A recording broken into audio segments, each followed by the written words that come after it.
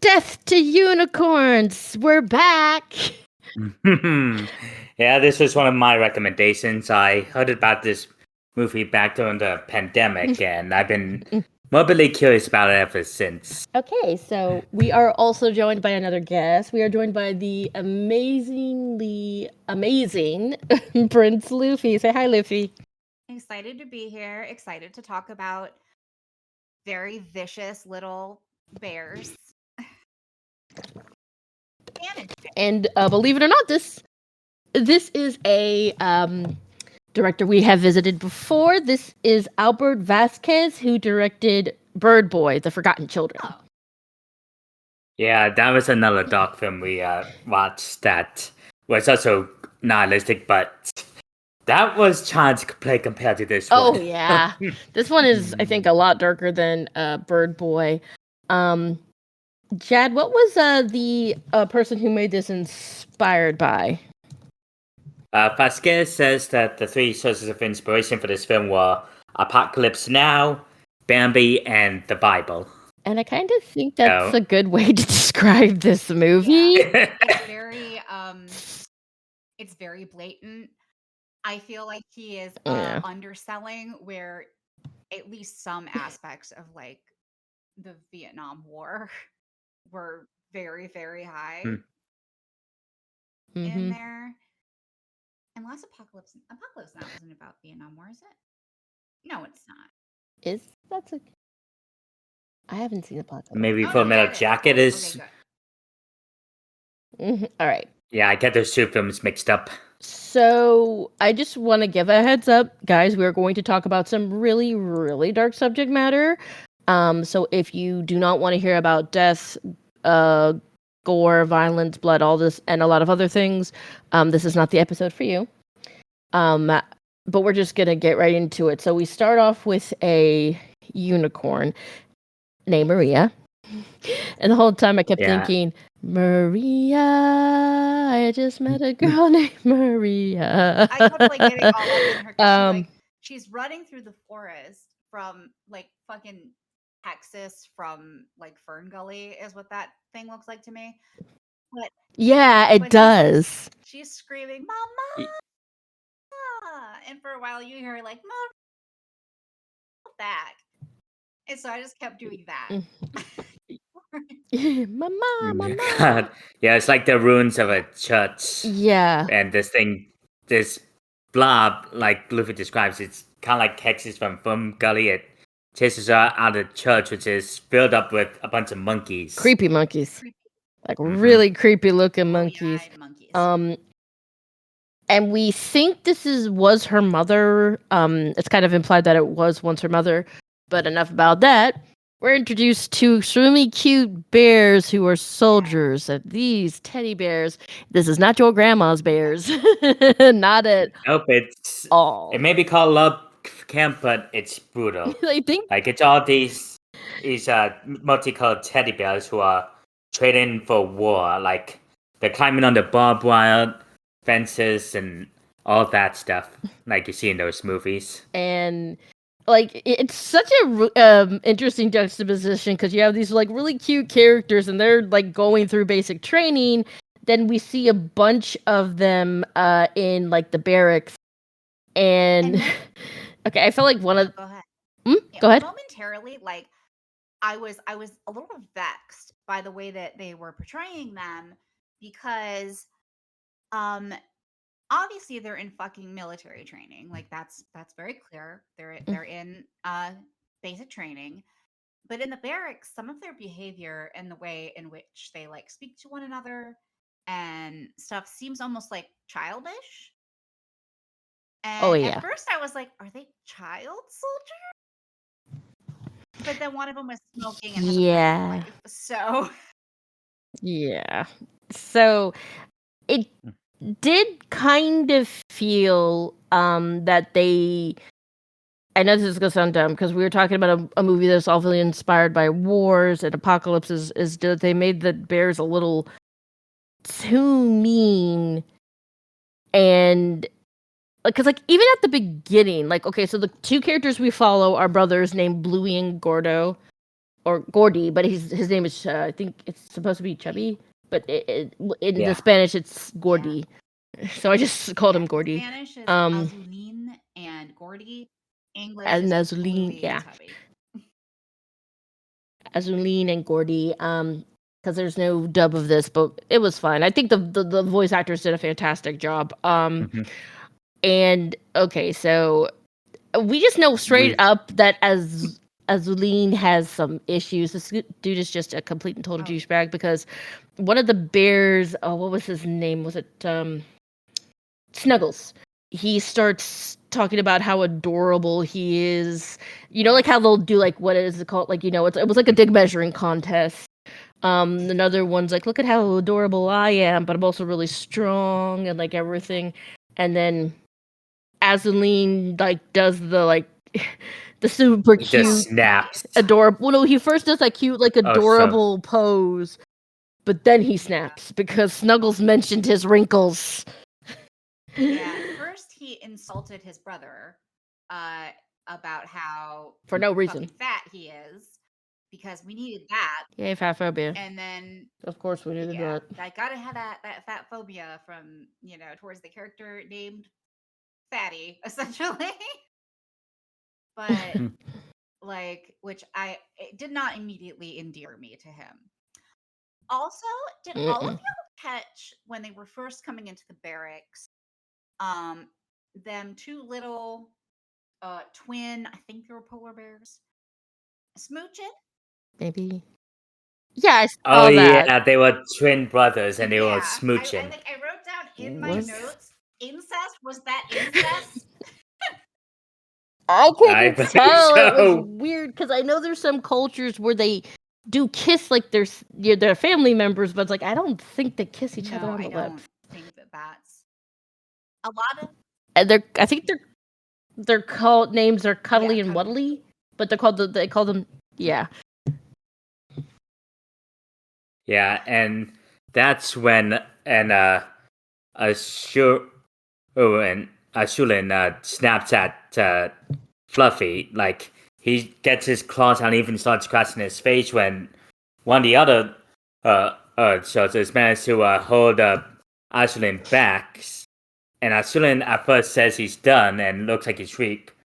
But then, as soon as that soldier's back is turned, and I believe his name was Coco's the Coco. yellow one. Yeah.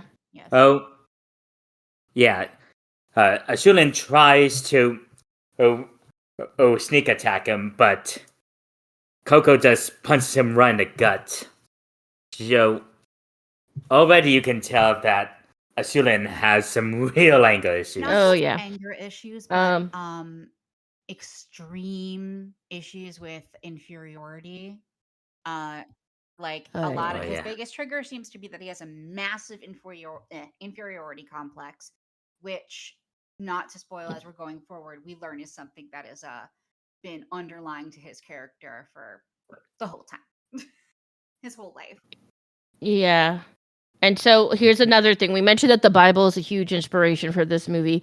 Well, there's a chaplain there. I think they just call him Father. Or the father. Yeah.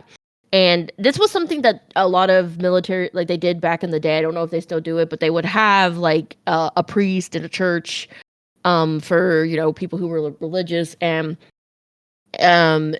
so basically, as someone who was I was I was adopted into a religious household and was brought up Christian for most of my like childhood. I could sort of get the sense I'm like, I think one of the reasons they have the father here is so he can help brainwash these bears into hating the unicorns. Because because in their Bible, it basically says that the bears were the one who discovered words and knowledge and they grew to be better and the unicorns got jealous. But it turns out that's not like really true. It's because the bears are just ruining the forest. They are destroying it. And again, I think it's like they have the father there solely so he can just brainwash He them. basically according to And the bear lore is they found the sacred book, The bear which lore. granted them sentience and jump started their evolution, presumably to fucking teddy bears. Teddy bears.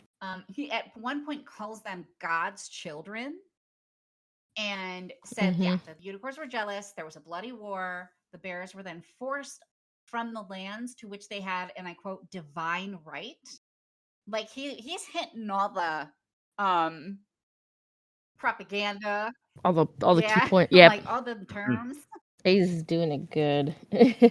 All right, so and you also forgot the one end of that also propaganda. the chosen one It says thing. that. You go ahead. Sorry. Yeah, the chosen one that claims that whoever drinks the blood of the last unicorn will be the chosen one, who will lead them into a new era. We'll get to that later, but so yeah, we see also. So here's okay. This thing kind of pissed me off. So for some reason, Gordy and Azuline still sleep in the same bed. I mean, they are brothers. But then Gordy wakes up and says the bed's wet. And it is implied that Gordy wet the bed. And well, Azuline says he won't tell anybody, just go put it in the laundry and we'll get fresh ones. But Gordy doesn't even get like to the door when Azuline turns on the lights and shouts he wet the bed. Everybody starts making fun of Gordy, including the sergeant. And I was just like, there was really no need for this. It was just unnecessarily cruel. I couldn't figure that shit out. Like, was it just his inferiority? That felt so unnecessary. Like, not a huge spoiler, but Maybe. we learned that he's the one who has the chronic bedwetting problem, and he was like, yeah, the one who did it. Not Gordy. But like, also, yep, definitely inferiority complex. Oh yeah, to go so far as to draw that kind of attention, and like, damn, dude. Yeah, it was just very unnecessary. But eventually, there was a part where I can't remember what the name of their troop was, but like we see the people like in charge, like the big wigs, they're up in like their tower looking down on them. It's a very nice room with cigars and like nice wine. And they're like, oh yeah, we can just send these guys out. It's no major loss. And I'm like, oh well, that's not like accurate to real life. So they send out this patrol, and to note, it is because a group is missing. That's why they send out. A group is missing. They have to send out another group to find them. They pick these guys who are still at the point of just being recruits and not technically having received all of the training that they're supposed to receive, and refer to them as, and I quote, collateral damage. Yeah, let's just throw them to the wolves. That's a great idea. This surely won't end poorly. Well, so I think it's like their first night and a few things happen. Oh, you forgot the flashback with the dad. Oh, that's Azuline and Gordy's dad. A little thing like in order I wrote down so I wouldn't mix up the things. Okay. You guys talk about the flashback. What do we see in this flashback? What happens? So Azuline and his father are fishing on the lake, and his father explains to him that him and his mother are getting a divorce, and Azuline isn't happy about that.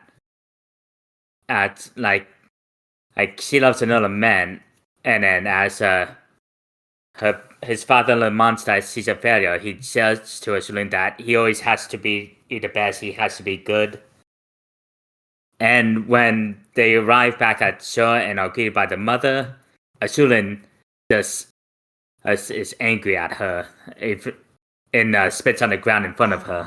It should also be noted that visually, Azuline and their father are both blue with blue eyes, and the mother and Gordy are both pink with pink eyes.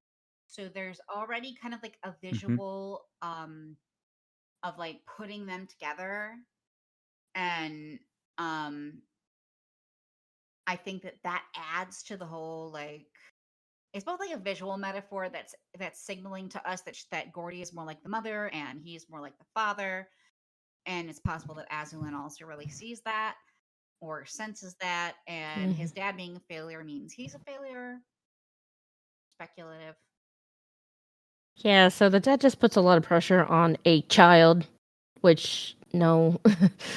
I mean, I understand like you should be like honest with your kids about like a divorce, but it's like don't put this pressure on a child when you're talking to him about you and your wife getting a divorce. It was just I almost thought that he was like trying to defend his wife to It kind of felt like he because was. Bluey was like Bluey Aslan, whatever. He was like getting kind of riled up about it, and I feel like the dad was like, no, this is my fault. Actually, I fucked up here. But Aslan did not take that to heart and very much blamed his mother. Yeah. So yeah, as the group marches through town to begin the mission, they say goodbye to the family and the loved ones, and it's where they run into the father who made a blueberry pie for them. And it's where we find out that the mother Yeah. died. Yeah. So I'm not sure where they got the He pie. said it was the mother's recipe. So I'm assuming he Okay. made it himself, but just used her recipe. Also, for some reason these bears just love blueberries. They're like crack to them. Yeah, that was a That's- very vexing thing to me. I actually They don't did explain write it. that down. That there was the one scene where they're in the they're complaining about basically eating gruel every day. And they're like, oh my God, blueberries. I wish we had Yeah. blueberries. Those are like perfect teddy bear Eh. food. And I'm like, huh?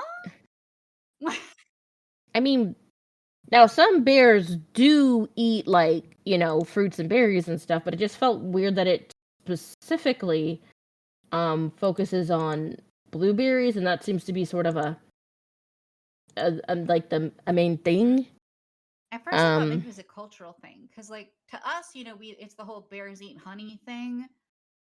So I thought maybe it's like a Spanish or French thing.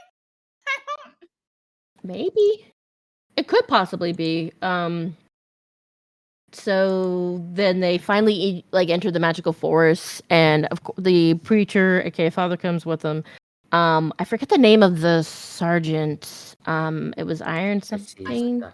Can't remember. It was either Iron Strike or Iron Side. Yes. Drill Sergeant Yeah. Iron Strike. Yeah. Yeah, that's the translated name at least. Yeah. So. And this scene. Ugh. This is kind of where the movie loses a few points for me. Like, the humor can be crude. Like, Knuckles is taking a piss, and we see he has an uncircumcised dick, and he accuses there's a Gordy of trying to sneak a peek. I freaking hate Let this me character. preface by saying they were both initially kind of watching the sky. He even made a comment on the sky.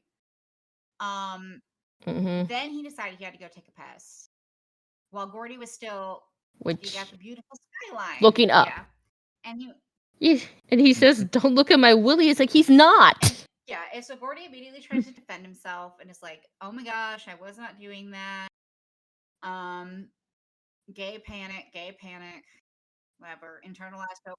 I'm just gonna say this: Gordy can do so much better. Okay, He's so Definitely. Don't flatter yourself, Snuggles. But because he had taken one of his boots off because his feet were killing him, while he's throwing a little fit and being homophobic, which is again very weird because he was actually being kind of flirty a second before that.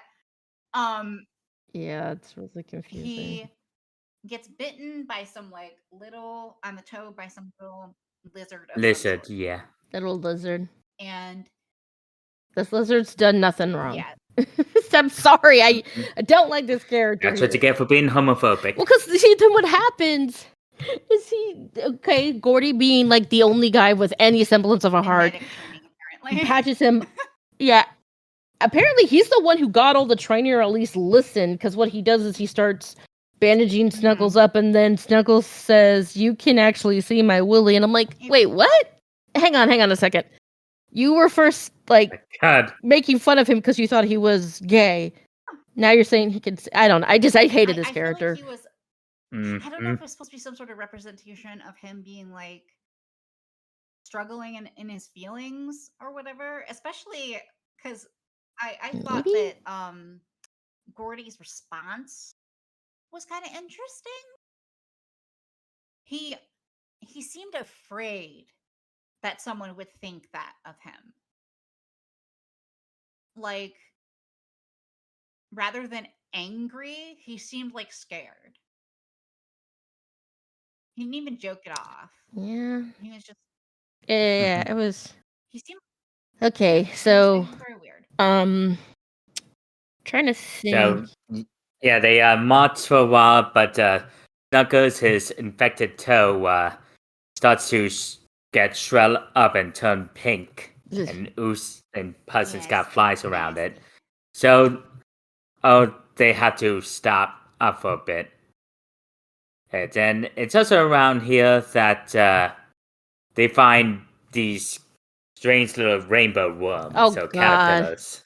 Okay, this is where we take it. This kind of felt like, you know what? We need a drug scene in this movie for some Okay, reason. I don't well, know, to but be yeah, fully we're fair, since this was clearly very heavily inspired by He Said Apocalypse Now, which is a Vietnam film, the drug use, especially use of hallucinogenics in Vietnam in the 70s, is very well known.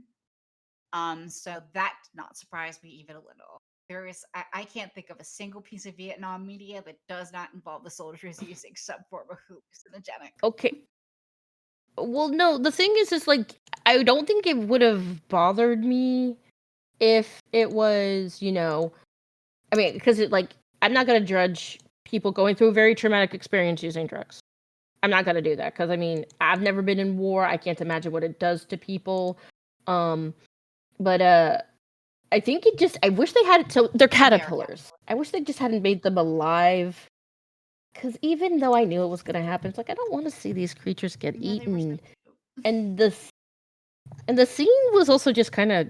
Was I the only one who found it a little gross? Yeah, Yeah, it was very uncertain. Like, the weapon even warns them that it's forbidden by yeah. the book. Yeah, he's like, But "Hey, don't do this," and they ignore him. But I And also then we get got the impression that at that point they were running low on food and they were basically like, I don't give a shit. If this probably. stuff also gets me high, I Yeah. need to eat something. I don't think they they told us how long it was but it does feel like they've been in there for a while. And keep in mind they haven't been properly trained. They were just sort of like, okay, here you go, bye. But they have this scene, and then It's a very okay, so yeah, the caterpillars are glowing, and they just cut them open and suck out their internal organs. It was ew, everybody very has unsettling. very gross. very psychedelic, bright colored, trippy drug trips. None of them seem to be good drug Yep. trips. Nope, it's all Everybody's bad. hallucinating things. Snuggles is hallucinating his leg like going all fucked up. He's like and melting, and then the caterpillars eat him, which would have been justified if that actually had And, happened. But like, everybody's just not having a good time. Nobody's having a good time. yeah, this is not a fun trip. This is not fun for anybody. And then one of the Cuddly Wuddy twins just starts walking, and his brother, he's like, brother, where you going? And the brother says, I have to go by myself this time. Okay, don't know why. But okay, so we talked about how this movie is like violent. Yes. This is where I felt like it really just Yeah, I can describe what's what this I'm one looking if it's for. if you. All right. Go ahead. All right. So when the squad wakes up the next morning, all very hungover and uncomfortable, they realize that Cuddly and Wuddly are missing. Oh, hang on, you forgot this one scene from the trippiness where Rudley, I think his name was, he goes looking for his brother and he encounters what he thinks is this massive caterpillar, and he just stabs it to death repeatedly. Yeah. Okay, now you got it. So as they are they're coming to, they decide to go, they have to look for Cuddly and Wuddly because they find their helmets, but no Cuddles and Wuddle. And Where could they have they gone? come upon the brothers. One, Cuddly, presumably, has been violently disemboweled. His little intestines all spread out. It's quite the picture. And above him is the other brother who is hanging from the tree, presumably has committed suicide. I took that. Because he realized what he I took that did. to imply that he killed his brother and then realized that he did so and committed suicide. Yeah. Because obviously they had a That's very what I. good relationship. Yeah. So we've already lost 2 people from this platoon. And this seems to break their captain. He already, yeah, the sergeant. he already was starting to snap, and he started out as the most like brutal, like no nonsense kind of guy who seemed like he would be the most emotionally deadened to the situation, but I think that he actually spiraled the most. Oh yeah. Mm-hmm. Oh, definitely. Because the father chairs him a new one, and I'm gonna be kind of honest. I kind of think he deserved this just because. Yeah, well, like, okay, so I get it. They are soldiers, you know, they need a way to unwind. This was the worst place for them to do it. They don't know this place. This is their first time being here. And the thing is the, like, sergeant was okay with it. He okayed them doing it. And the father's chewing into him, and, you know, he starts going, like, I'm not worthy, and everything. And it's like, oh, well, yeah, you really aren't. I mean, again, I do kind of feel like he is partially responsible for their deaths. It doesn't get better. I'm just gonna don't get attached to, like, any of them. Don't get attached, yeah. None of Because them. after holding a funeral, we flashback again to Azulin and Gordy's childhood, where they're at the funeral for the mother, and Azulin just breaks down. He cries and runs to his mother's tombstone. Like, he was really affected by it. And I think this For reasons we'll get into later in this movie. doesn't his dad say, "Look after your brother to Gordy"? No, I don't remember, Yeah. but I know that No, wait, the what's mom it? says that. I don't recall if the dad also said it. But Gordy did come up behind him during that scene when he was crying and start to hug him. Mhm. Okay. So let's see. I'm So they managed to make their way to where the missing group were, and they found out why they haven't returned onto base in a long time. They were all dead. Yep. Like, The they were, got them. and yeah, and it was for a while, cause not only are the corpses rotten with flies. Oh god, there was this one scene where one of them had an eye missing, and you can see a bunch of maggots crawling around in the eye socket. It was really gross. Once again, this movie does not pull punches. Yeah. They were a mess. Yeah.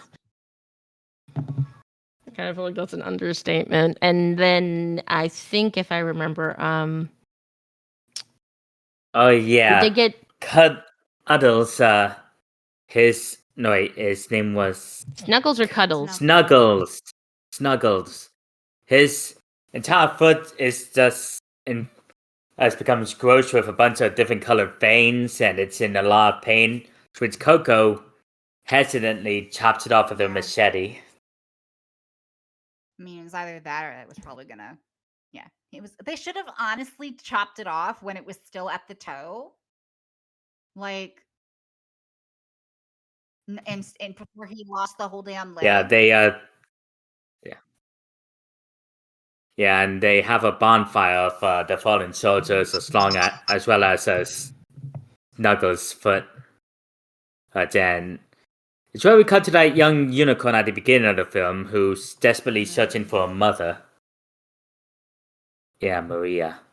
Such a juxtaposition, because it's like Forest is also really cute and filled with adorable animals. Like, I was trying to at first, like, it almost felt like a flashback because, like, the area that we see the unicorn in with the other unicorns, like, because she comes across like a family of like unicorn, like who's like a friend of hers, is like beautiful. It's painted very lovely. It's so pretty. Yeah, It's like gorgeous. it just seems like almost like a different fucking forest. You know what I mean? Mm-hmm. But yeah, she's looking for her mom. I believe it's her friend's mom is like, why don't we like take you home or you should come home with us or something like that. And she's like, no, I'm gonna wait for my mom right here. Yeah. Which is kind of like how kids are. They'll be very, what's the word I'm looking for? Set in their ways. Yeah. hmm I think go ahead. And oh, sorry. And when she's drinking water, she sees her mom's reflection, and we get a weird scene where her spirit basically tells her that the forest is dangerous and there's a time when children have to become adults, which means she has to protect the forest from the impending war that's going on from the bears. Once again, we're putting a lot of pressure on a child. Yeah. I think that like obviously it was her mom's ghost of some sort. And I think her waiting for her mom in the first place was like a certain level of denialism that she did not want to deal with the fact that her mom was dead. And I think that's kind of why Ghost Mom was like, you got to deal with that. But yeah, it is a lot of pressure on a kid. But at the same time, unfortunately, it doesn't really seem like she had a huge amount of options. Mm-hmm. I also And we don't know see. Oh, sorry. unicorn Go ahead. lifespans. I don't know. Maybe they become Mm-mm. adults very young. Maybe. And we also find out why the unicorns protect the forest, because they can make the green flourish in the area.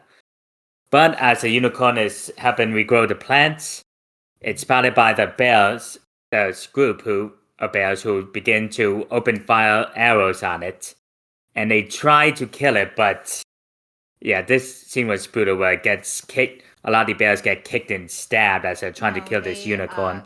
kill that unicorn, but then they get fallen upon by a Oh, group of unicorns who are pissed off. They killed their brethren, and that's when they all get stabbed and attacked. Yeah, except for Yeah, the only ones who get Is- out are Azalin, Gordy, and a heavily injured Coco.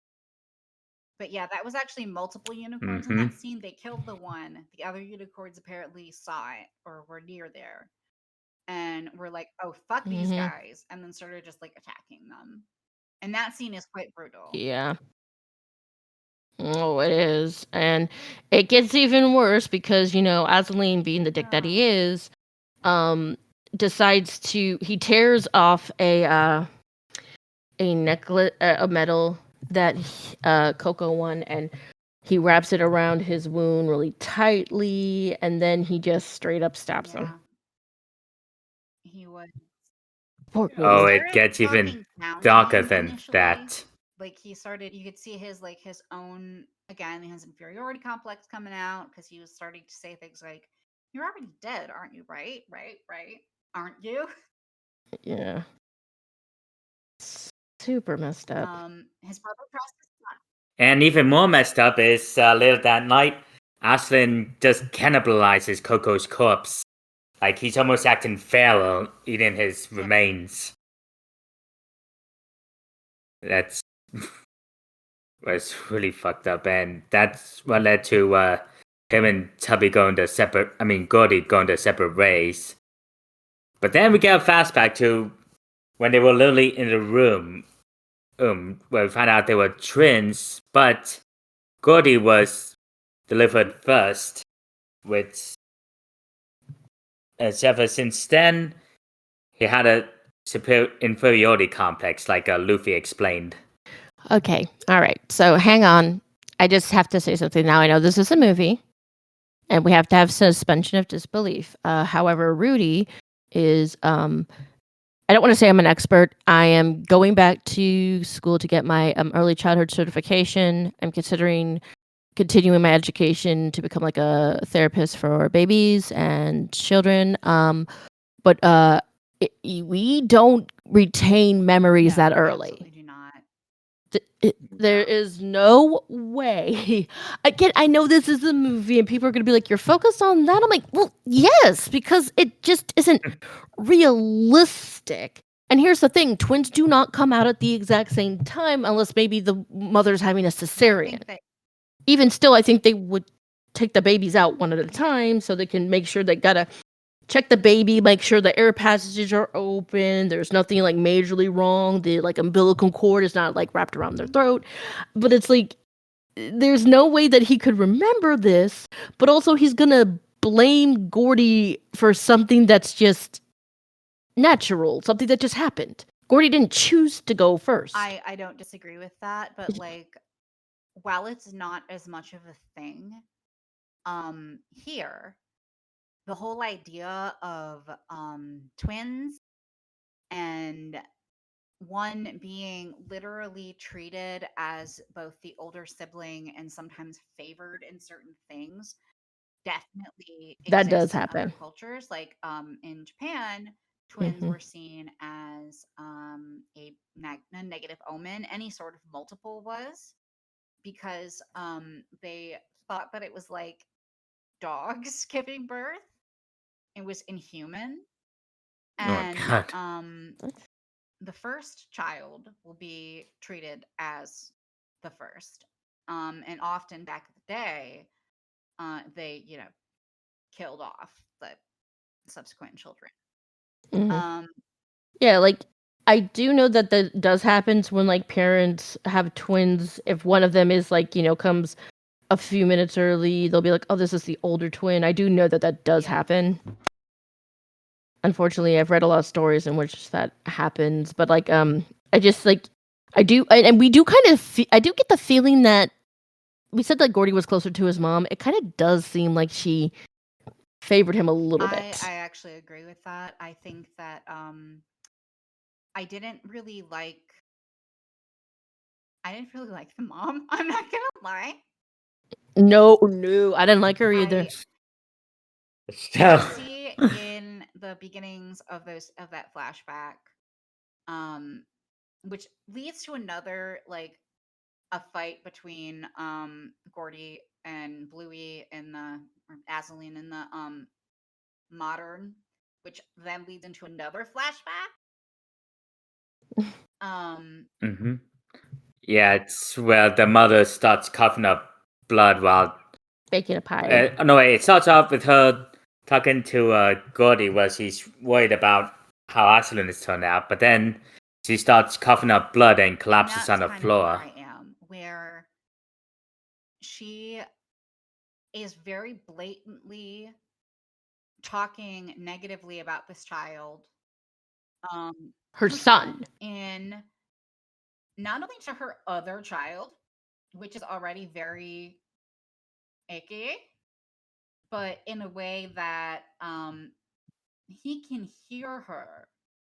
Like, She's not even trying to like be quiet, I feel. yeah. And that just kind of drove me nuts about her. Like, I did not like that. Like, of course he's having emotional issues and thinking that you don't like him and stuff. You're blatantly saying that shit in a place that he could hear. And again, to another child who's at most 10 minutes older than him. Yeah, he's not old. They're twins. He's not older by much. And I think that, like, another thing is, like I said, let's stop putting pressure on kids. I also feel like she was putting pressure on Gordy to be the bigger brother, to be the more mature one, to be the normal one. But also, like, I mean, here's the thing. This woman has the gall to talk crap about her son when she's a dirty cheater. That too. Kettle calling the pot black here. Seriously. I did not like the mother. Like, I think also, like, I remember when she greets Azalina when he gets off the boat with the dad, she almost seems shocked that he's angry at her. It's like, what did you think was gonna happen? He would just be like, it's okay that you cheated on dad and ruined our family? Yeah. Like, come on, lady. I don't know, it just felt like I just really not like I feel like she set Azulin up to fail, to have this complex, to feel like shit Yeah. about himself because she never went against that. Yeah. She just feels honestly, she's unpleasant. However, even with that being said, I really don't think that She No. deserved what happened to her. yeah, I really don't. I mean, again, like Oslin needed help, Really did. but like the step he takes, like like going from like being angry at her and stuff, and then just he poisons her Yes, lemonade. And Yeah, he was the one who it is killed very her. interesting in that scene because it is like he overhears her talking shit about him essentially. He Yet again, angrily goes and gets poisoned lemonade because she asks him to get her lemonade. And But as he's as she sorry, like drinks it, you can see his face. Like he regrets it almost immediately. He's very upset, but he doesn't say anything. Like, nope. Ma, throw that shit up. Like, I don't know. I just found that interesting because Yeah. you could see like the regret is instant. Instant. He's upset like as she's drinking it.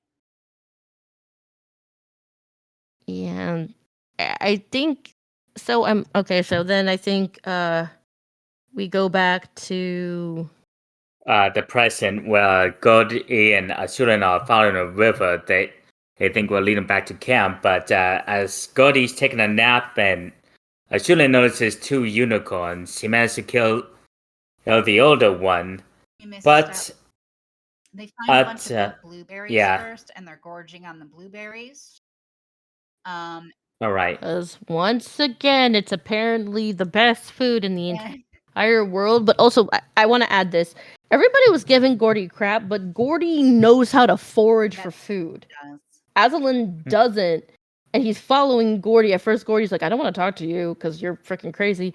He's like, "I'm hungry," and so he throws him some food. And also this is where we find out that Gordy says, "You're the one with the bedwetting problem." Like you can tell Gordy is so He's like, done "You with little his brother. bitch." Yeah, like this is where he finally's like, "You know what? I can't do. I'm He done with calls you, him a bro. murderer. I don't want you around me." He calls him a murderer, which kind Which of he is. leads into that whole flashback. But yeah, they're eating a bunch of blueberries, and as we get another scene with a character pissing, which I only wanted to Ugh. draw attention to because in that moment Aslan is pissing purple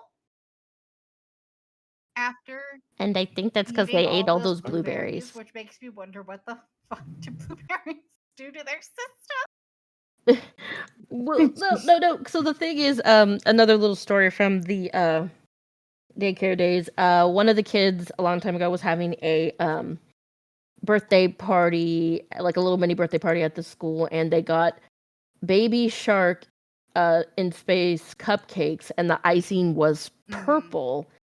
Like, and when they had to get their diapers changes, we could tell that they had eaten the cupcake. So I'm not surprised that that happened to him. Food dye and certain color foods can change your how things Changing things twosies, but not not urine as yes. frequently.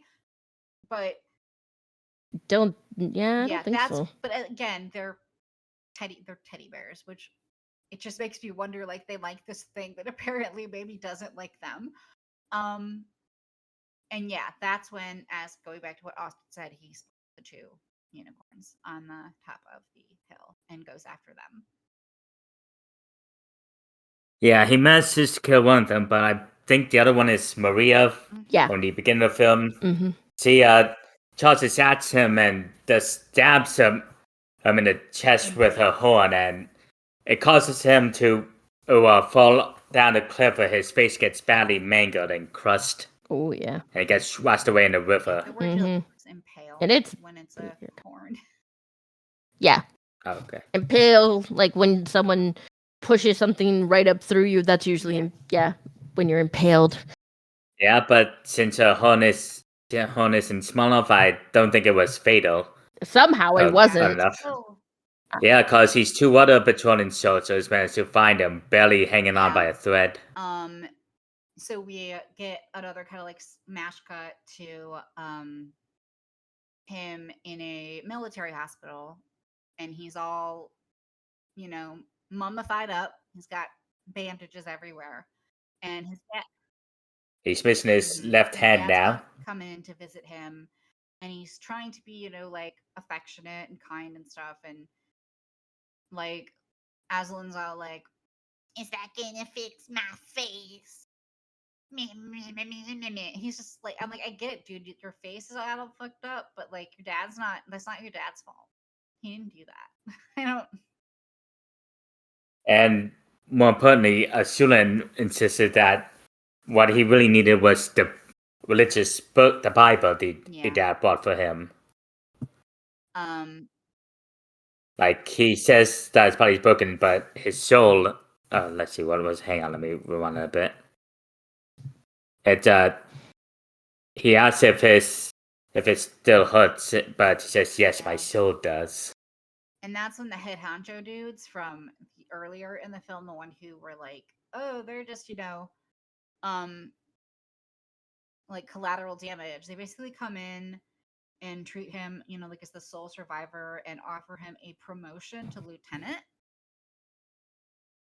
They also give him a creepy, like, mask.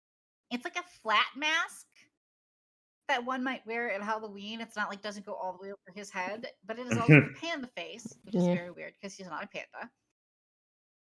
Yeah, he's a blue bear. I'm not sure why they chose a panda mask. It's very disconcerting to cover his like Franken face, presumably. But he does get promoted to lieutenant. I started with that. And then let's see. But these guys are like, we're gonna make him a hero, a war hero, because everybody needs a hero. Yeah, it's something to keep to make the bottom one, the lowest soldiers, look up to and make them believe in the cause, as they say. Give them a hero. It helps them believe in the cause, helps them keep focus. Which is true. Yeah, it's unfortunately true, and it's something. But it ends up backfiring. We're gonna get to that. Oh, we'll get to that. Because Scotty's in the forest where he's managed to doing okay for himself, just harvesting food and living on the land, and he even tends to an injured Maria who secretly stowed away in a cave behind a waterfall. Oh, and let's see. Oh yeah, now we get to that where Azulin and manages to win so much respect from his fellow the people his fellow soldiers that he leads a coup and kill all their superiors.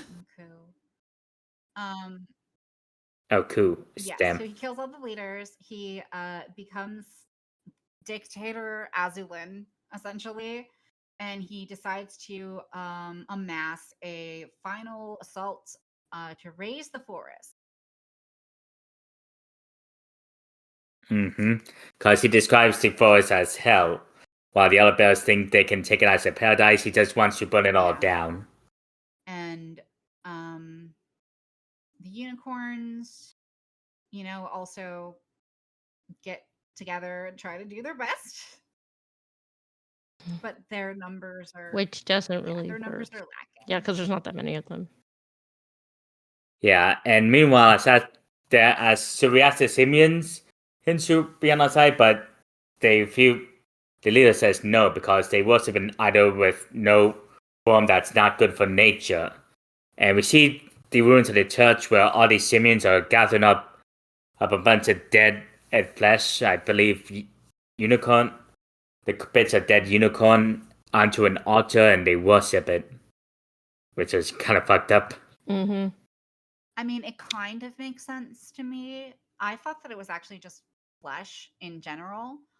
Because I guess my brain went to like a kind of gross depiction of like body of Christ with the whole okay, that makes sense. that are like present throughout the whole thing. Because and I'm supposed to be the Catholic. I mean, I was a Catholic. I purposefully chose to not be one anymore. Hmm. Yeah, so yeah, and that context makes most sense for that scene. And yeah, the two sides are where they brutally just end up with mutually assured. What's the term? MAD. Mutually assured destruction. That's what it was. Yeah. And so far, all that's left are Aslan and Gordy and Maria. Oh Yeah, boy. Well, the scene is intense. Aslan, yeah, Aslan takes his mask off to reveal himself to Gordy, and Aslan just breaks down. His Like you can face. tell. Oh gosh. Yeah, there's a lot of cuts and staples on it, and he's missing an eye and even a bit of his cheek. I didn't really have like any sympathy for Aslan, but when he I had a little bit here, like a tiny little bit. Ultimately, I have this like undercurrent of sympathy for Aslan where I constantly have this idea of like, I feel like had a lot of his issues been addressed way earlier, he would not have been a bad person. And you can Yeah. see shades of that. Uh-huh. But If he had gotten into therapy and had somebody to talk to, get just some help, I think he wouldn't be yeah, this level of maybe awful. if he had the same amount of affection from the beginning that his brother did, he would have ended up more like his brother. Probably. Oh, but this film, at first you think this is where it's gonna end, but Nope. Maria lays out in pain, and Gordy rushes to her aid who helps stitch her up, but Aslan becomes consumed with jealousy and hatred. Yeah, his mouth even starts foaming at the mouth a little bit, and as Gordy is trying to close the wound on Maria, Aslan just grabs a rock and bludgeons his head in. Also, like, And I'm going to, drink the unicorn blood now and fix everything.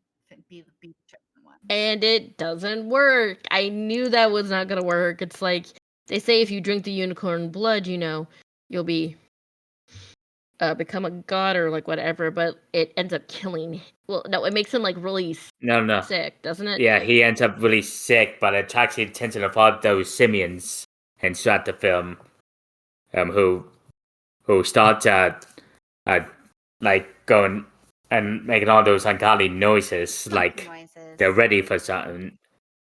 Yeah, and as soon as stumbles, sick from drinking all that blood, Maria's body soon starts to bubble and turns to that musk from earlier in the film. It consumes Gordy's dead body, and then it consumes Aslan next. And that's when it finally takes the form of man, like a human. Yep. Literally, we see a human, the Simians all like cheer and start following it. Like, to be completely fair to the prophecy, it actually was correct. The creature that drank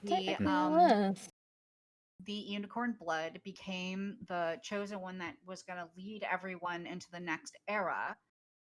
And it technically does just do that. That creature was an amalgamation of bears and unicorns, apparently, and that is man. Yeah. Which is the most strange creation story I think I've ever heard. Yeah. Yeah. Okay, so here's explain that one, Darren. Okay, so here's the thing. I think that now, I mean, I am not like the movie expert or whatever, but I think what we're supposed to understand is that humans were created from the worst parts of a person's being and the best parts. Azul's the worst. Gordy is like, the best. Presumably Maria is also and then like one of the better parts. Yeah, like she sort of represents innocence and maybe wonder, stuff like that. I just kind of felt maybe they could have done this a little more. Because, see, the thing is, I had totally forgotten about the monkeys, aka the simians, until they mentioned them again. And I'm like, oh yeah. They were in this. And I'm not, like, trying to be mean. Like, here's the thing. This is a movie that I think gets A for effort. Because they did do, I think, a really good job with, like, a lot of the religious stuff. Yeah. Again, as someone who grew up in the church, there were people like the father who tried to use religion as a means to brainwash people and not make them question things. I do think it also shows how war just destroys things utterly, completely. But I think the problem is that there's a little too much going on. Have you ever, like, had a really big blanket and you're trying to fold it, but no matter how you fold it, you can't fit it into the cupboard. It's just too thick. I think that, like, that's what this it feels like. also was complicated by the animation, while beautiful, was also a bit overwhelmingly intense at times. And I think that visually and story-wise, there was so much going on at some points that it was kind of hard to pick apart the lore. It's like we needed like a breather or something. But, like, still, I do appreciate what this film was trying to do. I do think, like, in some aspects it succeeded, and other aspects it didn't. But even still, I really did enjoy this experience because I also sort of want there to be more adult animation that does deal with heavy subject matter. And, like, I also think that out of, like, a lot of people who do that, oh, it's a really cute and cuddly art style, but it talks about, like, really serious subject matter, this is one of the better ones. Especially as, like, I would maybe give this, like, I think a 3.5. I think Bird Boy was much better, but I still enjoyed aspects of this film. Because I felt like, while some of the jokes were crude, it wasn't so overwhelmed by that I felt like, oh my god, stop. Because, like, we're so up its own ass about its own philosophy. It wasn't a Rick and Morty in that sense, where, I don't know, you feel like the writers are just constantly trying to tell you how stupid you are while they're just saying really basic shit. Yeah. But yeah, I thought there was a lot of there was a lot of room for interpretation. There were some things I would have liked to see expanded on a little bit more, namely the I agree. backstory, the brothers and their parents, and Coco a little bit. Oh yeah, Like, I feel like Coco kind of just got sort of the short end of the stick out of compared to a lot of other characters. I don't know, So what would you get this on a scale of 1 to 5, Luffy? like a 3.5. Okay, like me. Personally, I'm giving it a 4 out of 5. Oh really? Like, yeah, like, I can imagine in departments with the pacing, and it kind of felt over the place as the or director, since it's the same person, was kind of so into the zone that he kind of forgot to maybe pull back the scale a little bit to focus more on to make a more coherent plot. But I really admired the ambition of this film, like how it does not hold its punches back on any of these topics, from war, colonialism, religious indoctrination, and also the justification. I can never pronounce that word right. Justification, yeah, about the cute and cuddly multicolored Care Bears, but the absolute dicks to each other as they're fighting in a very brutal Vietnam-like war. Yeah, like, animation, Yes. 10 out of 10. That was, that was fantastic. I want to see more from this guy. I do, again, love that with the way things are going, we are now getting more adult animation that's not just that is trying to have a message. Like, I do appreciate what he was trying to do. So yeah. But again, like, I'm just gonna say, if you have any, like, trauma or PTSD, I would not recommend this film. Like I said, it's very violent. If you're someone who might Yeah, get you're squeamish. like really upset or triggered, I can't recommend this film. Like even so, yeah, it's just like this is not a film for everybody. But Yeah, it's not for the faint-hearted or the squeamish. The voice acting is also very good. I will give them that. Oh yeah, Yeah, they were I was very impressed fantastic. by the voice actors. Okay, so so here's how we're gonna do news. We're gonna go me first, then Luffy, then Jad. Sound good? Sounds good. Let me. Okay. Okay, and I know we're all excited about this news. Drumroll, please. Coyote versus Acme is finally getting an actual release. Oh my God! Screw you, Warner Brothers. Poof. Okay. Yeah. So, should we do a quick rundown on the history behind this film? Yes. So everybody knows Wile E. Coyote and the Roadrunner. Well, about a few years ago, they said, hey, we're going to make a movie featuring Wile E. Coyote, and he's suing the Acme Corporation because all the products that he bought from them sucked. And it finished filming in 2023. But what happened in 2023, Jad? Warner Brothers completed its merger with Discovery, and David Zaslav was now in charge. Boo. Yeah, so the plan was, even though the film cost at least somewhere between $70 to $72 million, they decided that instead they would just write it off for basically $40 million. It was all part of Zapslav's controversial tactic of just writing off a bunch of shows and movies so they get taxed less as by the IRS, which is really scummy. But it also led to a lot of high-profile controversy, like a lot. They also served a bunch of other shows and movies, but this one really got people's blood boiling. It even got to the point where a bunch of stars and even directors and writers started canceling their meetings with Warner Brothers. Yep. It was happening in droves. It wasn't like just a few of them. Yeah. People were calling up like, yeah, I have a meeting with Warner Brothers, cancel it. And like, oh, do you want to reschedule? Nope. And the thing is even like famous people were commenting, being like, why the hell did because people who had already seen it, they were like, why the hell did they cancel this? It was just, and a lot of people were really mad. Like a lot of people like me and Jad and even Luffy were like talking about it on Blue Sky and stuff like that. And again, they really, okay, I think, didn't they say they wanted to do it for tax reasons or something?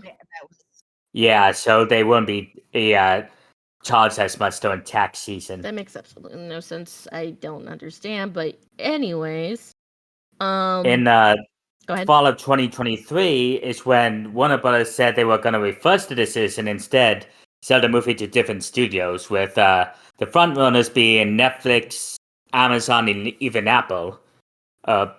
However, it turns out in February 9th they said that they were considering just writing it off again, mainly because Warner Brothers has had a high asking price, only willing to sell the movie for $75 to $80 million. Jesus.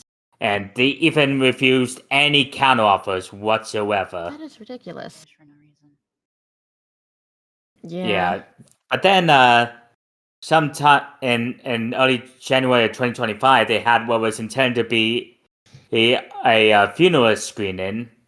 But then, a few months ago, Catch Up Entertainment, a small distribution company, they managed to attain the distribution right to another Warner Brothers Looney Tunes film that was so initially written off, The Day the Earth Blew Up, which actually released in theaters earlier this year.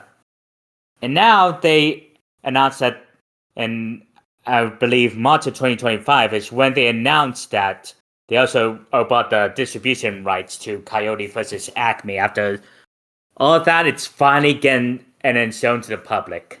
This was such a long way to get here, and I'm just fine. I'm happy that it's finally getting released. I'm just hoping they'll give it maybe a bit of a longer time in theaters, because I didn't get a chance to see the day the Earth blew up in theaters, which made me kind of sad. But I'm just happy that, And all that talking about the film and getting it, continuing to talk about it did something. Yeah. Like, I know a lot of people says, like, why are you talking about this? Nobody cares. People do care. And some people might not even know, so, Yeah, it was yeah. Bullying I mean, the is a Looney Tunes are huge some of the best corporation. cartoons to ever be shown on screen. Yeah, it just felt Like- so odd that they wouldn't want to release this. I feel like there was something else maybe at play. I don't know. Like somebody said, somebody thinks that like Bugs Bunny had sex with Dave Zaslaw's mother. That's why he hates the Looney Tunes. And speaking of that, apparently Bugs Bunny is in the movie, voiced by Eric Bosa, who also voices 9 other Looney Tunes in this movie. That man's talent is unmatched. I love Oh, this. definitely. All right. So yeah, I'm definitely seeing this in theaters. Oh, same. So, Luffy, it is your turn. Right. Coming up. San Diego Comic-Con 2025. Alien versus Captain America. Marvel Comics. Next Alien crossover series reveal. Yeah, I kind of am into this. I don't know why. Oh, okay, so there's a really cool picture where it has Captain America's shield, but it's one of the face huggers on it. That's awesome. Great. So Yeah, it's good. And apparently just announced at the retailer sorry. panel, Marvel Comics epic crossover franchise this November in Alien vs. Captain America by superstar writer Frank Thierry and acclaimed artist Stefano Raffaele.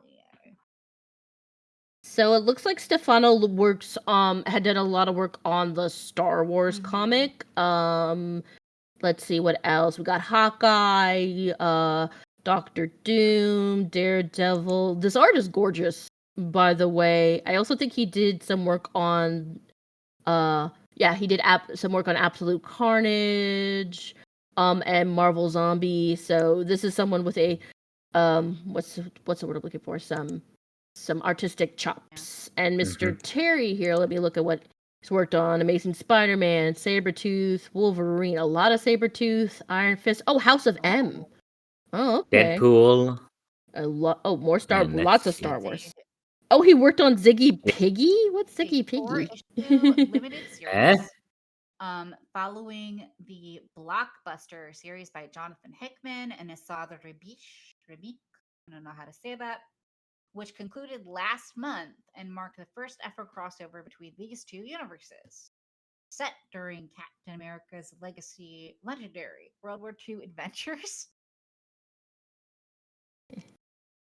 See, this is... So the aliens are invading during World War II? I guess. So he has to deal with Hitler and aliens. How will he do it? And I'm just gonna say it. One of the reasons I really like comic books is we get stuff like this. We get stuff that is so Yeah, like after the Fox after the Fox buyout, Disney pushing these type of crossover one shots. Like they had Predator versus Wolverine, Predator versus Spider-Man, Aliens versus Avengers, and now this. So it seems like the premise here is that Hydra is seeking a new weapon to defeat the Allies and win the war. To that end, Red Skull sends Baron Strucker on an expedition to the Himalayas to find the fabled city of Attilian. Because it's Attilan, Attilian, I think. I think you might be But right. instead of finding the Inhumans, Strucker uncovers something much more deadly, much more alien. No, there's literally an ellipsis. I am still excited for this. Like, again, this is one of the reasons I love comic books. I love balls to the wall crossovers. And the thing is, if they get people who take it seriously and treat it, well, it could be really good. So I have high hopes for this. But we have high hopes about this one. Keith David is starring Rick and Morty spin-off President Curtis. Yeah, I do. Dude, I'm not... Okay, so it's not because it's Rick and Morty, it's because it's Keith David. So fair. I was just about to say, Keith David, you deserve so much better. I just love Keith David. And here's the thing, I remember the first episode with the president. It was in that episode with the giant heads Get Swifty. Yes, and it's like he did really good in that. Like he has, I don't know why, but I feel like God decides like, hey, let's give this man a really kick-ass voice. Right? That it just it does something to you. It makes you swoon. It makes you want to throw your panties at him. It makes you shiver and quake. It's just his voice is perfect. Like he's literally just got a voice made for voice acting, and it's like I'm solely watching this because it's Keith David. Yeah. He's got Yeah, he's been 400 over. credits or something to his name. Something like that. Yeah. Yeah. He's voiced video games and television shows and He's movies. done on-screen acting. Oh yeah, he does do on-screen acting, and he's also great in those movies. Like he was in it was a horror movie with Roddy Piper. It was also in the remake of the The Thing. Oh. Or the 80s, whatever. John Carpenter's. Yes. Yeah, the 80s was a remake. But they also remade it. Yeah, so he is known for his deep voice and screen presence in over 400 roles in film, stage, television, and interactive media. Some of his big name projects have included The Thing, Platoon, They Live, that was the name of the film, Men at Work, Final Analysis, Larger Than Life, Armageddon, Where the Heart Is, American Fiction. He also starred as Bishop James Greenleaf in Oprah Winfrey's drama Greenleaf. He is an Emmy winner. I think he also has a few Oscars. And he's getting a Hollywood Star of Fame in 2026. Oh, yeah, I thought we talked about that. He didn't have one already? Wow. It took a long-ass time, but I'm happy for him. Okay, we need to stop making this the Keith David hour. We'll be here forever. Dude, I could talk about this man for the rest of my life. So, all right. Speaking of fantastic, see what I did there? See what I did there? Oh, hang on, you skipped one. Damn it! New trailer for... Wait. Let me go back up. Oh, yes. All right. Guys, we're getting season 2 of Peacemaker. I legit cannot wait. More John Cena. Premiere on August 21st. Yum. We eating good. Yeah. Mm-hmm. Like the superhero fandom is eating good. Mm-hmm. Yeah, so in this second season, it's when they introduced the multiverse. I mean, one friend of mine was surprised they were doing this really early in the new James Gunn DC universe. But it seems like Peacemaker is hoping to use this as a new fresh start after his many mistakes.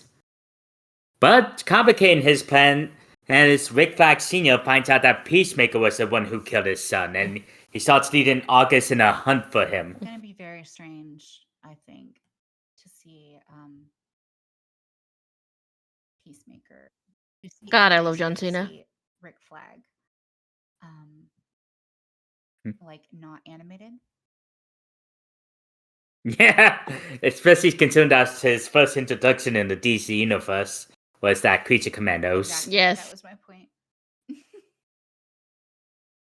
Yeah, it was unsettling to see him live action in the Superman movie. I can't wait to see the Superman movie. I'm seeing it on Sunday. Oh, you're gonna love it. I'm going on a date with myself. Thank you. Aww. How the hell did you survive? Alright. Okay, I believe this one's mine. Hang on, I'm still watching the trailer. Oh, sorry. We're doing Rooty. Sorry about that. Than you. Okay. Alright, Luffy's next. Oh, right. I also just want to say, I love Daniela Brooks. I'm so happy she's getting more work. Me too. Okay? I'm also jealous of her husband because she was supposed to marry me. Right? She's gorgeous. Oh. So mad. Luffy, we need to write a letter and tell her that her wives are upset with her. She's the one who plays Amanda Waller's daughter? Yes. I knew her as Tasty in Orange is the New Black. That was her first big role, and she honestly wasn't. I feel like she hasn't had a lot of roles, probably due to her size, which is stupid because she's fucking talented and fucking sexy. I know. And here's the She's great in the thing. first season. I feel like I know people might think I'm crazy for saying this, but I feel like the Minecraft movie might have helped her career a little bit because that movie did well. But also, like, when I was watching this movie, I was like, her character's name is Dawn. I'm like, Dawn is the only person with a brain cell in this. Because when the two kids run into the portal, she's like, I gotta go after these kids. Like, because they're following this random ass dude. Like, nope, I'm going after these Yeah, kids. I think it also put her back in So the like public it's consciousness. fine. Yes, and people were like, "Oh my gosh, it's so funny." It's like, "How did we forget this?" Yeah, so hopefully we'll see her in more stuff. So now, Luffy, you get to talk about what's So fantastic. apparently the the newest Fantastic Four remake, one of so many in the in the last 15 years, has been Oh my doing very gosh! well at the Thank God we finally have a good one. 100 And it only took like so many fucking $180 movies. Like million what? opening weekend. That's really good. Slightly ahead of expectations, which was 100 million to 110 apparently. It is Oh really? retro-futuristic. Yes, I love retro Yeah, it takes futurism. place in like a alternate universe that's like the 1960s, but they're more advanced in terms of technology, like sort of like the original comics in the I would debut. say it Yeah. kind Almost. of sounds like it's taking place in kind of like the retro-futuristic makes me think like the Umbrella Academy, where if you notice technology is both advanced in some senses and not in others. Yeah. Yeah. It gives it like a unique Yeah. aesthetic, and I think what a lot of people are saying is they're happy it's not an origin story because see, I've talked about how some people know things through kind of like osmosis. For example, Superman. Everybody knows Superman's story. You could have never read a Superman comic, you could have never seen a movie or a television show, but you know his story because it's been parodied a lot. It's been talked about a lot. It's the same with Batman and Spider-Man. It's the same with like a Fantastic Four. They go up into space, come back with powers.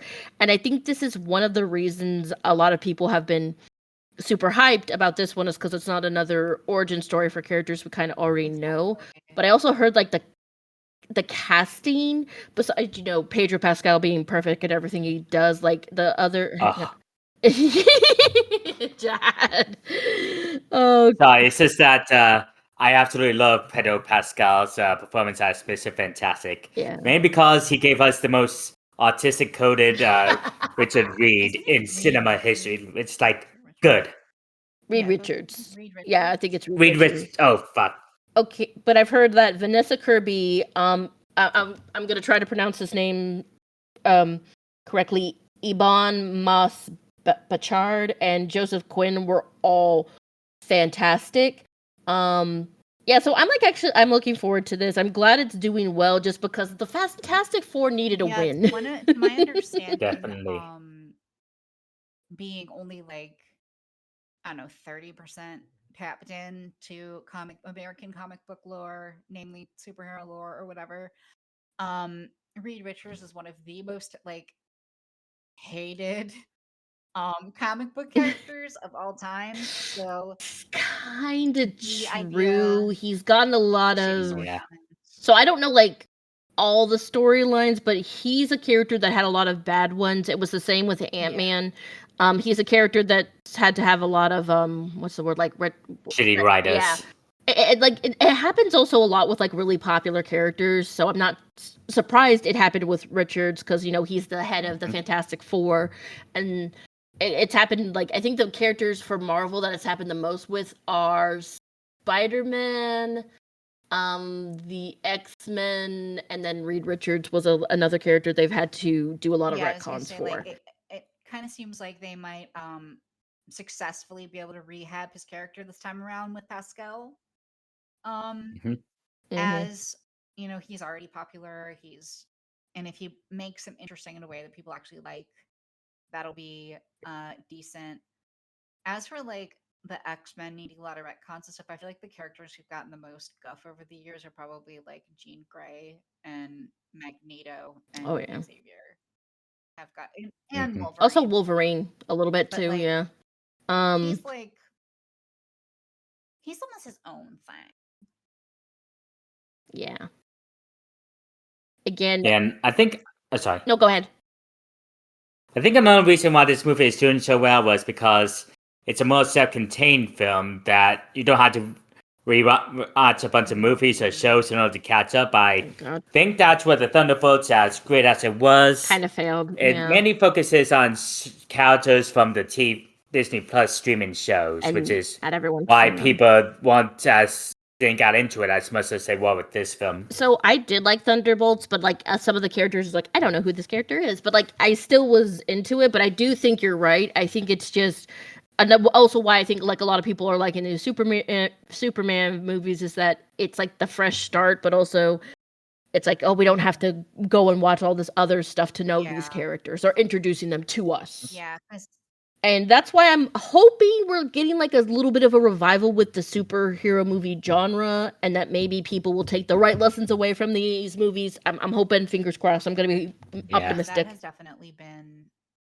like a lot of people, myself included, have struggled to get into American comics, namely DC and Marvel superhero comics, because Mhm. there's so much and you never know where to start, Yeah. and all this information feeds into itself. And then the MCU quickly became the same way. And I should not have to do homework to go see a movie.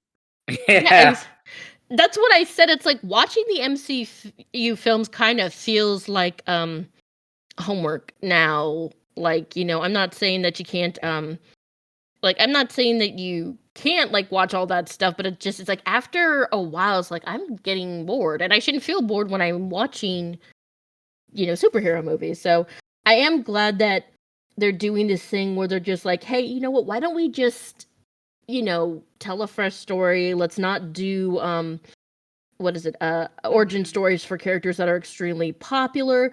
Why don't we also give some underrated characters some attention? Yeah. Like everyone is saying, oh shoot, what is his name? Dang it, I forgot. It's like an African name, and I want to make sure I pronounce it right, so I'm gonna look it up. But the guy who plays Mr. Fantastic, he was also in X-Men, that X-Men movie. He played Darwin, and he got screwed over because they killed him. Yeah. But he gets to be Mr. That guy dies first trope. Yeah. Yeah. And Even though his whole point was that he It's can't just fucking like, die. And the later MCU films and stuff started becoming That's like, right. you can only understand this if you watch these like 4 different shows beforehand. Ed Yeah. Mu Gyoxi. I'm so sorry if I butchered your name, sir, but everybody said he's like probably one of the best parts of the movie. So again, I'm just, I'm really excited and looking forward to it. But also, I love underrated superhero characters because I grew up with Justice League, the animated show. Yeah, he was great as Mr. Terrific. And then the Justice League Unlimited. It's like, oh, there's all these really cool characters we don't know about. So like, yeah, fingers crossed. I'm optimistic, and I think it's your turn, Yeah. Jad. Let's see. Rooty, Luffy, then me. Yeah. Yeah. Okay, so this is one split up by big celebrity split up no one's gonna be crying over. Warner Bros. Discovery reveals post-split leadership and company names. Oh no. Anyways, what did you guys have for dinner? Okay, so I think it's no secret that the Warner Brothers Discovery merger was one of the biggest shit shows in Hollywood. Mm-hmm. Like, no merger has ever gone 100% smoothly, but this one, they just made so many bad decisions, from renaming HBO Max into Max, then going back to HBO, writing off all those TV shows and movies, closing down Cartoon Network Studios and folding it into Warner Brothers Animation, and not to mention all these video games, the video game sector trying to push all these live service games that absolutely flop and lose millions. That really bad what Mhm. was it? Gollum game, that was Is it them. Gollum? No. Gollum. Gollum Yep. was didactic entertainment. Like the way it worked is that.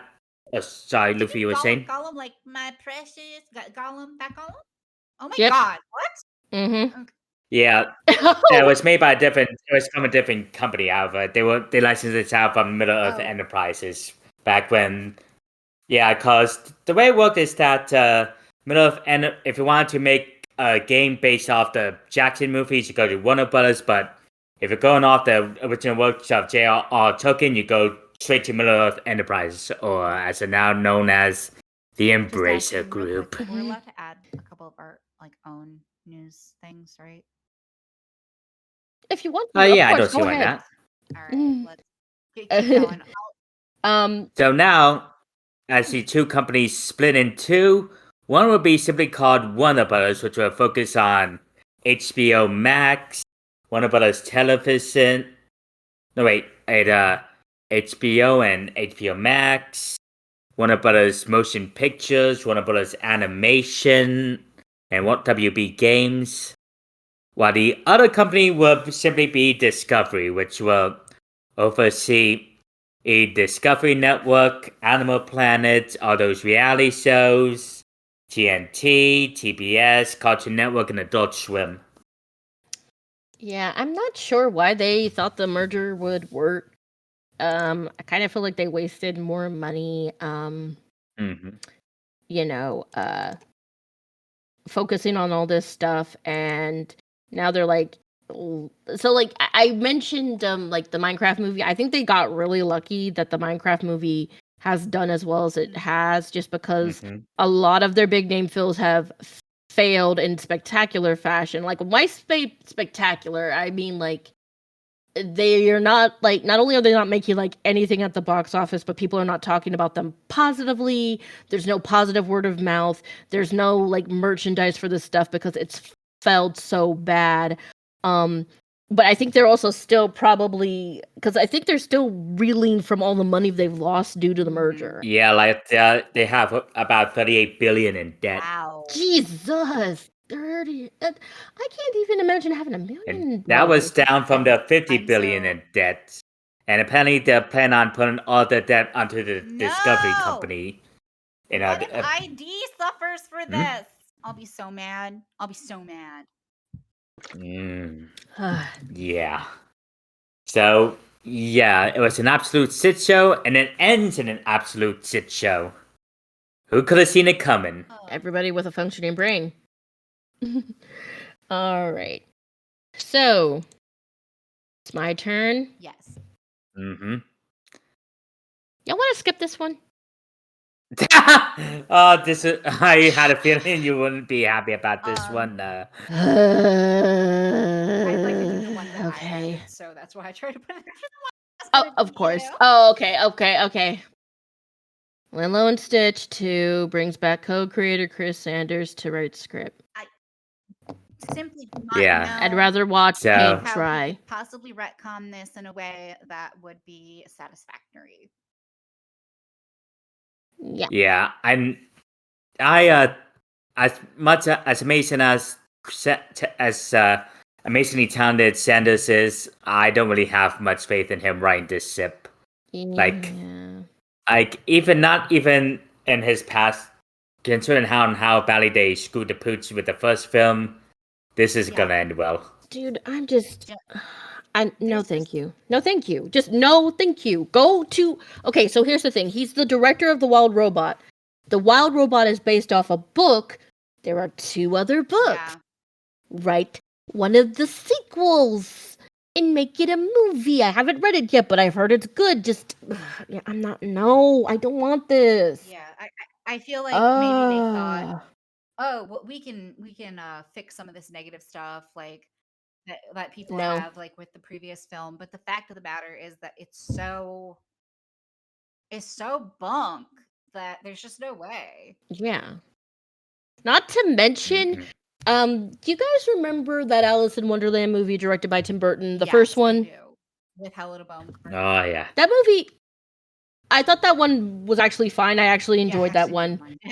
So I think it tried to be too much like Narnia, in my opinion. I can see that, but see, I also read Alice in Wonderland, but I also read Alice Through the Looking Glass. Like a long time ago in my middle school days, we had to do a book report. I chose Alice Through the Looking Glass. And I remember it's like, oh, they're making a sequel. It's based on Alice Through the Looking Glass. And I like remember reading the plot. I'm like, this is not the thing about Alice in Wonderland, it's a nonsense story in a nonsense world.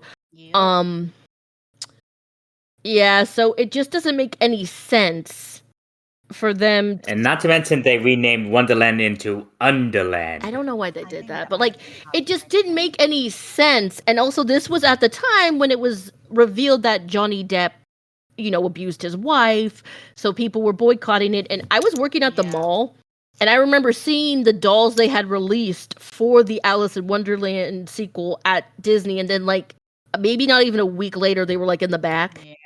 So this has not been lucrative for them before. I don't know why they haven't learned from their past mistakes.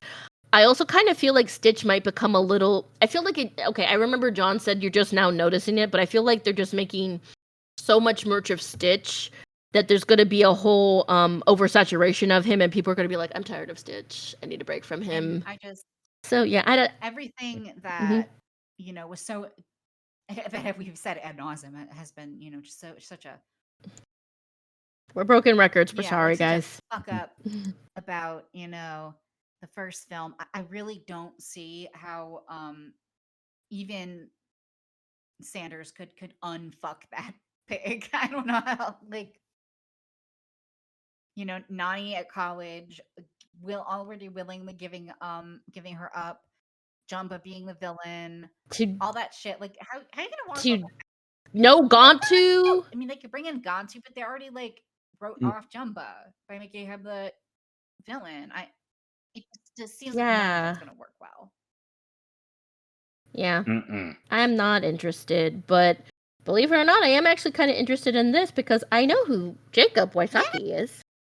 So, Dropout fans, Dropout, aka formerly College Humor, who broke off to be its own streaming service that has a variety of improv and comedic-based shows, and D&D live play-based shows, the whole Dimension 20 series.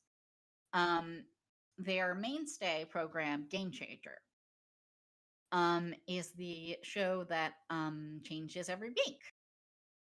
The game is different every time. This past episode was one of their ones that's like geared towards a cast member, and in this case, Jacob. It was set up like Who Wants to Be a Millionaire, and all of Jacob's friends showed up to help him like answer questions and stuff like that. And at the end, he won $100,000. Oh my gosh, that's awesome! Apparently, awesome. That's amazing. They put this together for him because the last year has been difficult for him, which they mildly mentioned on the show, which I became curious. So I hunted down some info. Apparently, unfortunately, in the last year, he lost his mom and one of his friends. So he's been pushing to try to get things together, and he's been making us laugh while dealing with all this grief. And oh my gosh, I'm about to cry. It was such a sweet episode. It was just adorable. And at the end, like, they, were like, no, your Kurt actually contacted us about this, who's one of the other cast members, but they've apparently been friends since like grade school. And was like, Jacob really needs this. Let's put this together. I think he needs something like this. And I don't know, just the outpouring of affection and love was adorable. See, it's beautiful. I think one of the reasons I've enjoyed the Dropout content that I've seen is the cast. There's this genuine connection. And I liked Jacob because just immediately Jacob's vibes were good. I could just feel them. But also it was Peter Pan turns out to be some like homeless weirdo or something, and the voice he adopted was so funny. But then at the end, like the girl pretending to be Wendy, he's like, "Oh, I'm 13." He's like, "Oh no, thank you, I'm going to leave." It's like, okay, so the guy's a homeless scumbag, but he has standards. He's just So I'm very happy to hear this, especially because the Dropout people, like in general, have been doing. They've been making so much content, and for them to be able to make their own streaming service, that is cuckoo bananas. Like that costs so much. Doesn't that cost like a lot of money? Actually, I would think it would. It's only about $50 a year. I have it. It's great. Oh, wow. Well, yeah, I also think they said if you like pay a certain amount, you get it for free no matter what. Or is that somebody else? No, that was somebody else. My bad. When they were first starting out, it just went up a little bit, but it's like $52 a year. It's not. That's not bad though. Not at all. Not for all the content that you get. And I'd rather because you said it's $52, right? A year. And they hang on, let me do some. They also do not care if you password share. Oh, thank God. Okay. Okay, 52 divided by 12. So you're paying like if you were paying for this monthly, it would be $4.33. Yeah, that's because that's wow. That I feel like they're actually underselling, but yeah, I'm happy to hear that they came together to help out Jacob. It was a very sweet episode. They've kind of done episodes like this in the past, although never with this kind of money attached to it. But that makes sense. They got LinkedIn to sponsor this particular episode. Oh, and they made like jokes out of like ad breaks within the episode. They had like two of their PAs in like LinkedIn outfits come out and like sign span and dance while they read like the like the copy for LinkedIn. It was great. It was a good episode. And like that sounds like it was a good episode. Not as much of their like one of their funnier ones, but one of their more heartfelt ones. And I don't know. It makes me happy to see people come together like that. Same. All right, Jed, you got the next one. Oh shit. Oh, yeah. So, Five Nights at Freddy's is getting a haunted house at this year's Universal Halloween Horror Nights. Yes, I'm going to Florida. I don't care. I will sell a kidney. I want to see it. Ah! Oh yeah, they've been announcing a lot of houses this year. A lot of them are based on licensed IP. Like we got this Terrifier and Freddy Jason, and I believe recently Fallout. They also did doing a Fallout haunted house for this year. Jason one before? That's been around for so long. Nope. Yeah. Freddy vs. Jason, maybe, but this one's a new Jason Voorhees haunted house. So, I have no nothing to back this up, but I feel like maybe Universal didn't think Five Nights at Freddy's was still lucrative until they did the movie, and that ended up being a massive hit. The second one's coming out in December, so maybe they were just sort of waiting. And also the thing is I know with a lot of rights, they sometimes have to wait and see what they can and can't do, so that might have been it. Yeah, and I can imagine them using this to for the marketing of the sequel. Yeah, probably. Too. But yeah, the one that surprised me was the Terrifier haunted house. Is a little surprising. I mean, I would just because it's mature. So dark. Yeah, it's definitely gotta be like a thing. All right. I gotta go get my tickets. All right, so I added this because so one of the issues with doing this show is not everything is on streaming or on DVD or Blu-ray. Hell, some of the stuff is not even on VHS, and I don't have a VHS player, unfortunately. So we rely Yeah, exactly. So, and some of this stuff is really old. Like, you wouldn't think And obscure. like 20 or 30 years is old, but like it is. And we can't always find this stuff. Like a lot of this stuff, we cannot find it on any streaming platform. So we rely on something called the Internet Archive. Yeah. Now, the Internet Archive is amazing. It archives a bunch of stuff. And, like, you can find so many old television shows on Internet Archive. Well, like, a bunch of companies were trying to sue the Internet Archive because I guess they were trying to say it infringed on their intellectual properties. Yeah. I'm not 100% sure, but Something like that. well, there's something good. The Internet Archive is now a U.S. federal depository library. So, Oh, that is good. yeah, so U.S. Senator Alex Padilla designated as such to the Superintendent of Documents, which oversees the federal depository library that coordinates a network of over 1,150 such libraries. Wow. Yeah.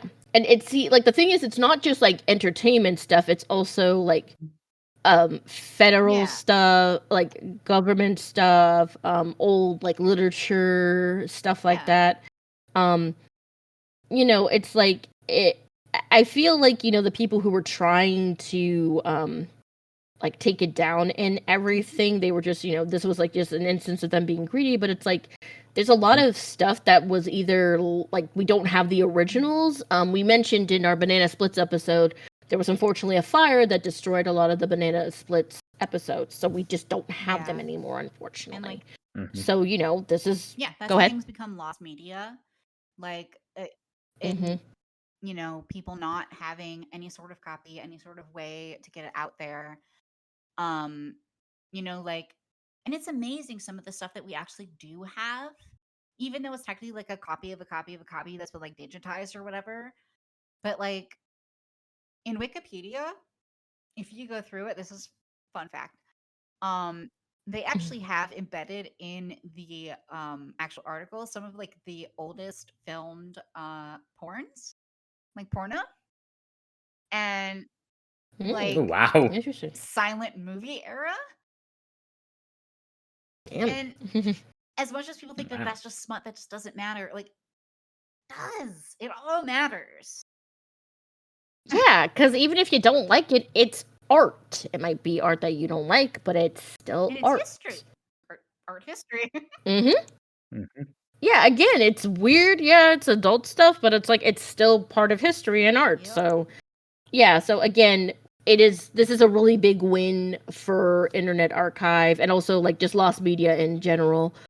And yeah. Oh, and I see what else Luffy added. I'm not surprised. No, don't apologize. I love that you love it. It's fine, you're a guest.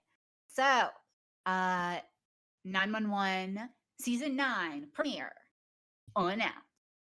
I am both looking forward to it and dreading it, just like everybody else. Why are you dreading it? Because they killed my man Bobby. No, not Bobby. Aww. After 8 seasons, they killed your Blurbo? No, he's not even like my Blurbo. He's just like Bobby, man. A really good character. Like, yeah, they killed Bobby, not Bobby. He's like the glue, And oh man, and it's just like him and Angela Bassett and their relationship. Peter Krause and Angela Bassett had had fantastic on-screen chemistry, and even though it's like an ensemble show, they were kind of like the head of the ensemble, No, that makes sense. His death was honestly so badly written for so many reasons. It was I hate that. Unsatisfying. I hate it when they kill off. I hate that. It did so much character development in a really cruel way. And like, not to mention the whole fact that we had been teased for months beforehand that it wasn't going to be permanent, only for Mr. Tim Minear to be like, no, it is, fuck y'all.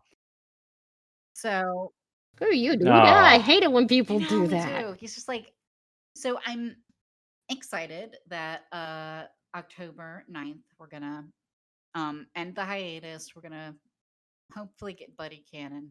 Please God, at least give me that, Tim, you monster. But like, I also worry for what the show will be without Bobby as Yeah, I can like a totally grounding understand factor that. to it. And this has always been Yeah, I the totally get names that. don't die show, like lovingly referred to as such. So I also worry that this mistake, because there's nothing else to call it, these episodes where he died got like Game of Thrones finale ratings. Oh God. Oh, I hope that doesn't happen. And Wow. I'm worried that like that means season 9 will be the last because Tim fucked the pooch that bad. Like, which is Yeah. fair. See, I think the only reason it would maybe end is if like the other people were just like, yeah, we don't want to do it Yeah. anymore. Oh, worse to all of that Peter Krause did not want to leave the show. He was not written off because he wanted to leave. Oh. Then why? I don't know. None of us can figure it out. It was terrible. Everybody is mad. Like mad because like I enjoy the show like as a whole, but I also, have my fan to be shippy culture. Whereas the average bear, like normal audience people, typically tune in for Peter Krause and Angela Bassett. And they were mad. Mm-hmm. Oh no. Yeah, the Facebook page was insane. Not happy? Yeah. Oh gosh. All the boy. like, That's not good. 15, 60-year-olds on Facebook, like, I cannot believe you've done this. Like, Yes, how could you betray us like this? back Bobby this fucking second. Oh, fingers crossed that things go well for you. So excited, terrified. Okay. Alrighty. And let's see, this one I haven't heard about. We Are Still Here gets a 10th anniversary Blu-ray re-release. And this one I haven't heard about. We Are Still Here. From producer Travis Stevens, the 2015 horror movie marked the feature debut of writer Ted Gogehan Gogehan? of Brooklyn 45. Gogehengen? Maybe, I don't know. Okay. I'm just Let's see, what else did always this sound down like? to talk about media that's getting like releases because we need to, continue to collect physical media. And we have a lot of like people who like horror who listen to us because we're all horror fans here. So I always want to find. Yeah, I'm trying to get more into the genre myself. Yeah, I always want to find like releases and stuff if people are looking for stuff to add to their collection. And this sounds really Yeah, it interesting. does. It says it is about after their college-age son is killed in a car accident, Anne and Paul attempt to start a new life by reclaiming to the New England countryside. Unbeknownst to them, their home holds a dark supernatural secret, fueled by ancient raid and guarded over by townspeople cursed to protect it. That sounds really good. Fun. Yeah, I just joined a book club with some 911 friends, and unfortunately, I'm the only person in the club who likes horror, so we do not have any horror picks. Oh no! But see, oh no, my group is fine with horror, but the rule is no evil clowns. No clown. That's the only rule. We can't have clowns. So no it for us. That's fair. It is also not his best work. Okay, so we're kind of taking like a really big tonal shift. The Flintstones turned 65 years old this year. Oh damn. That's crazy. I can't believe it. Like it's kind of weird because it just feels like not the Simpsons. The Flintstones have always been around. Because like I think like all three of us sort of grew up in that time where they would have old Hanna-Barbera cartoons, and the Flintstones was one of them. It's considered probably to be like a staple of not just like cartoon history, but like television history in You wanna know general. the craziest thing about both the Flintstones and the Jetsons? They're only like What? 4 seasons long. I find that Isn't so that wild? insane. It is. Oh damn. Like they were so culturally impactful. And when I was looking at like the Wikipedia a while back, just like reading about the history and stuff, learning that they were not that many seasons, I was like, for real? Yeah. Yeah, They had cause to. I remember the Jetsons like they initially only had one season on prime time, that ran in from 1962 to 63. But when they started doing reruns on Saturday morning, that's when it got more popular to the point where it got renewed for 2 seasons Yeah. very late in the game. Yeah. They also got 2 feature-length anime movies. One of them where they meet the Jensens. It's actually a pretty good movie. I really actually did enjoyed that see that one. one. And then the live action movie they made, I actually still like Oh, yeah. that one. I thought the casting was The casting was fantastic. good, and Halle Berry was there to be Lexi for Hubba hubba. Oh yeah, That's I can imagine that being awakening for a lot of people. Oh yeah, because I mean, this outfit she's wearing leaves little to the imagination, and she is just being the hottest little sexiest thing. But like, honestly, I think it's one of the better like live action cartoon adaptations, and I think it's just because they managed to keep the essence of the Flintstones in the movie. John Goodman, Matthew Broderick. Yeah, but it was very good. Yeah, John Goodman was perfect. So they are doing a 24-hour slate of cartoons from Warner Brothers, and it is available on linear broadcasts, but also streaming broadcasts, like Philo, Friendly TV, Fubo, and Direct to TV streaming. So if you don't have so everyone will be able to watch it, which I think is really great. That's awesome. Mm-hmm. Oh, definitely. I'm also excited about this news. Oh, who's got this one? All right. So K-pop Demon Hunters is continues to be Netflix's biggest hit. Yay! Yeah.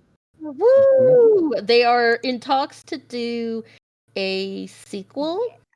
And apparently 2 sequels. Yeah, they're apparently saying this is like they're like Netflix / Sony's like Frozen, and I'm like, I could kind of see that because I don't think anyone had any expectations that this film would do well. Now, see, I saw the trailers like, oh my god, I can't wait for this, but I don't think people realized like what like magic they had, because it's now doing extremely well.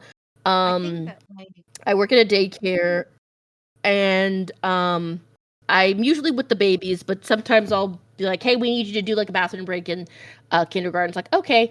The girls there are obsessed with the songs. They ask us to play them, and then I hear them behind me going, okay, I'm going to be Rumi. I'm going to be Mira. Well, I'm going to be Zoe. Like, the kids are eating it up. I think that they We're thought gonna this was going to be very go ahead. niche, that it was a very niche topic, that it wasn't gonna play, the way that they thought, like that it would find an audience, but maybe not like a huge audience. But it ended up being, they got their finger on the pulse culturally, and it exploded. Plus, yeah, you know what? I have a feeling maybe like the people at Netflix don't know or understand how popular K-pop is, but also we also haven't had a good like animated musical in a very long time. I think the last good one was like Encanto, and Encanto was I think 2022, maybe. Yeah, it's like back when people were debating whether or not to go back to theaters. Yep, 2021. Yeah, so it's been about 4 years. I distinctly remember it being at some point around then, because I was in the hospital when it came out. Yeah, but it just Because see, like the songs are also doing really well. I think I know Golden's in the top 10. I think with also Your Idol by the Soulja Boys, but like I think Your that Idol is I the Yeah, best that villain song I've heard in pure years. sex. Your idol I is pure don't know that I would sex. go it with that, is. but I mean, to me, it's. I just like me some hot men singing seductively, I mean, to alright? me, it's just like. I mean, both of their songs are technically villain songs if you really listen to them, but Your Yeah. Idol is literally the best villain song we have had in years. Disney Oh gosh, yeah. stopped giving us Oh, villain yeah. songs, and The last good villain song I think we had was from Tangled. Yeah, Mother's Knows yeah, Best. Mother Yeah. Knows Best. And that was years ago. Yeah. And maybe like around like right before that was Friends on the Other Side. But like The other side, yeah. Keith David again. hell yeah. Yeah, but ever since then they start doing these dumb villain twist villains trope or just have no but, villain like, altogether. the villain, So- in quotes, is a lot more abstract, and we haven't had a banger Yeah. in. Yeah, it's been such a long time, and like I think another thing is also somebody has mentioned this is like the so it is about the Huntrix, but Rumi is kind of like the focus.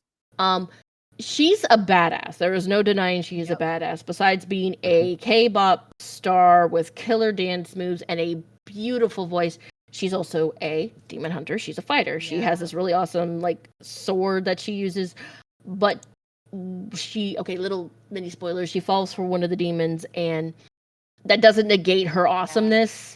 Because see, another thing Disney has been deciding is like, we're gonna not have any romance.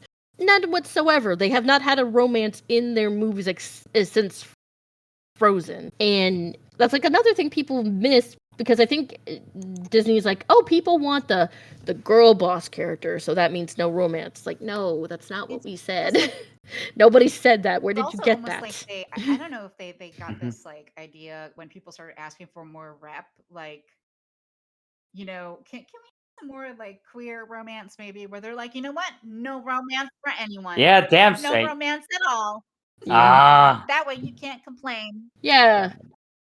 So it's like okay, so we're asking you to, when you write the romances, make them like realistic, make sure the characters have some chemistry, and we would like some queer rep. We would love some lesbian rep, some gay rep. It's like, okay, we just won't have any. That doesn't solve the issue at all. But also, and you know Disney's spoilers when it comes to this stuff. honestly, yeah, I think that the animation in this was just really spectacular. Oh yeah, it's gorgeous. It's a lot like Across the Spider-Verse, like the Spider-Verse stuff, where it still has a it's 3D, obviously it's you know, CG, but it's got a more 2D feel to it, and I think that gives it a lot of charm, if you ask me. Oh yeah, that and the girls are expressive. Like, oh yes, they're allowed to be alien over the top in their character expressions, which is very something rare. Disney has been forgetting with their characters. Oh yeah, and I think it was one of the directors of Frozen said like women have to be like pretty 24/7. I kind of felt like this was like a middle finger to that, but also the manager Bobby, he's a fat character, and he loves the Huntrix girls. He's protective of them. He's funny, but the humor never comes from him eating. They never show him picking out on food. It's like, what's this? A fat character that's not walking fat phobia? Oh my gosh. Like, honestly, this film just hits so many. He's voiced by Ken like, Ji Young, who I love. He's great. Did you know that he's a doctor? Oh yeah. Really? Oh yeah. In He's real like life? a I didn't know that. doctor No, or he's a dentist. he's like has his yeah, he has. Oh, his he is a MD. doctor. Okay. Part of the reason that he voices a Dr. Yap, the dentist, in Bob's Burgers is because he said for once he wanted to be able to play a doctor. Because he is actually a doctor. He's hilarious in Bob's Burgers too. But yeah, anyways, we're so happy that this film is doing well. We hope to see more of this world. But next, this actually, this isn't too shocking, but Jad, take it away. Yeah. South Park season 27 premiere scores biggest viewershare in all show's history for the past 25 years. Cool. That Like, is oof. yeah, like they haven't had numbers this like combining both the viewership from both Comedy Central and Paramount Plus streaming service. They managed to pull in 5.9 million viewers. So Like the last time, sorry. there's I have two two thoughts on why this did so well. Okay, so first off, for some reason Paramount like really dropped the ball with like I guess like their agreement with the South Park creators, and they took the show off of the streaming service. And the thing is that a lot of streaming services have been doing this thing. They make something or they get the rights to it, they just remove it completely. You cannot access it at all. So people were pissed because a lot of people are tired of this crap. But also the second thing is that the latest episode took a lot of hits at Trump. That's what I hear. And I have not watched South and Park in 10 years, but oh wow, we talked about it I think in the last episode. And Trump do a little baby fit because his feelings were hurt. And so a lot of people sort of, I think, decided to watch this just as like a humongous middle finger to Trump. I think it's a mixture of those two things that happened. A big. Yeah, cause should I explain what happens in the episode? Yeah, you can go ahead. Oh, you know? Okay. Yeah, I do. I was talking with some people who I've seen some posts of people who've been quite critical of it, who have said basically along the lines of it's really pissing them off that South Park is now getting praise for this sort of thing when they've spent the last several decades contributing directly to the culture that helped Trump become what he is. And they have been fence sitters their whole careers, which is true. That's true. Yeah, it's true. What's sad is I think the only topic they ever took a firm stance on was Japanese toilets, of all things. The thing about them is that they have said they hate conservatives, but they, and I quote, really fucking hate liberals.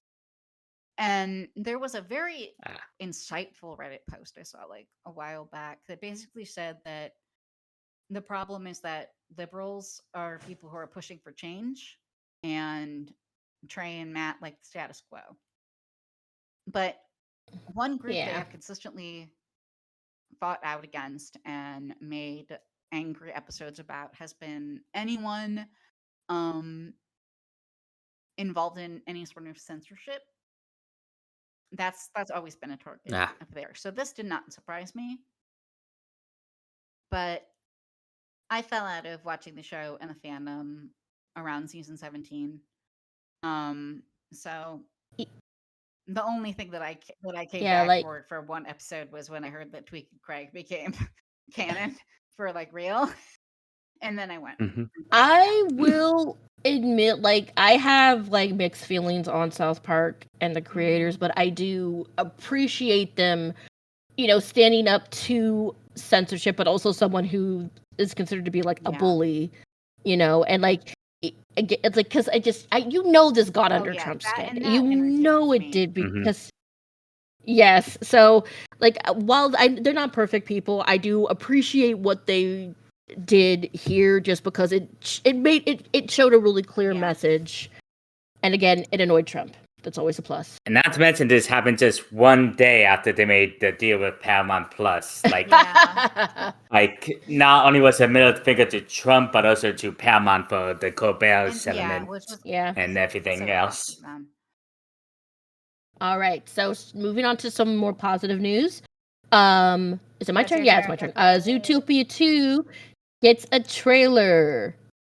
Oh yeah, I haven't watched this yet. Either, but you can tell us about it. The only thing that I know is that I saw a screenshot with Nick in a like gonna be like a baby daddy shirt essentially, and a bunch of people like, no, we can't do this again.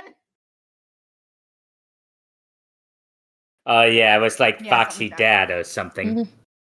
You know how it is. They're gonna Zootopia abortion comic real. Oh, this only takes a few weeks. Takes a few weeks after the first film. That's interesting. Like, yeah. And not further forward. That's interesting. Wow, Huh? this therapist is reading them to filth. Mm-hmm. All right. So She has some. She's Water bottle, yeah. she's spraying him. It's a sneak. I'm a little sad that this means Jenny Slate will likely not be in it because she'll be in jail and her character will be in jail. Poor Paul. What is what is what is? Yes.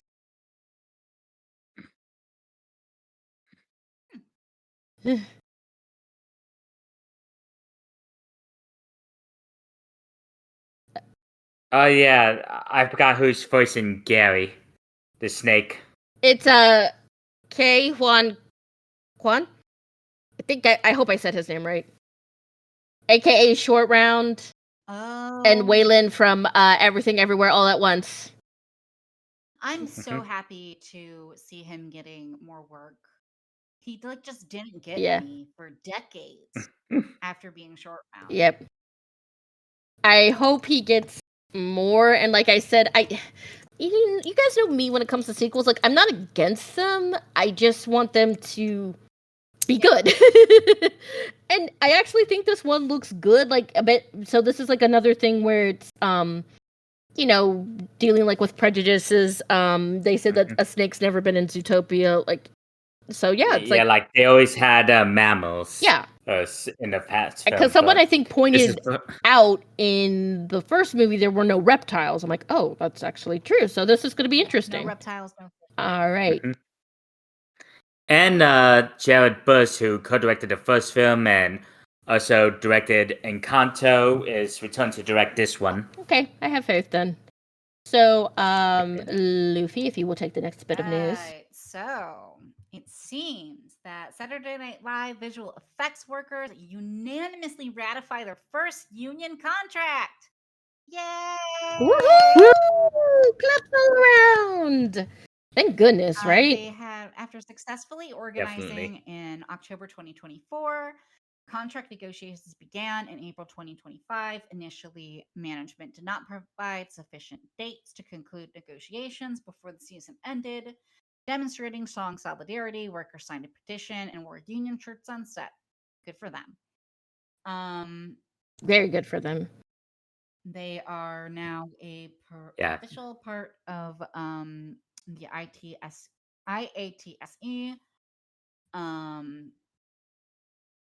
They have their first ever agreement brings significant improvements to established minimum wage scales, secured ongoing healthcare benefits, annuity contributions, get that healthcare, kill fees for artists hired for projects canceled before completion. Oh, that's good. Robust grievance process and critical also good. AI and outsourcing protection. Good for them. Yes. I'm so happy to hear this just because I know Saturday Night Live can either be like a dream place to work or it can be a nightmare. And the special effects artists, regardless of the work they do, they deserve to get paid and treated with respect. So I'm glad that they didn't just get like good wages, but like health benefits, the kill fees, grievance process. Like this is all really good stuff. And like we've been seeing more and more of people establishing unions, which is a good thing. Yeah, because part of the reason this is also a good thing. Such a push to CG is because they don't have as robust of a union, and they fucking work those people to the bone, like for way less, no benefits. It's just shit. So I'm hoping that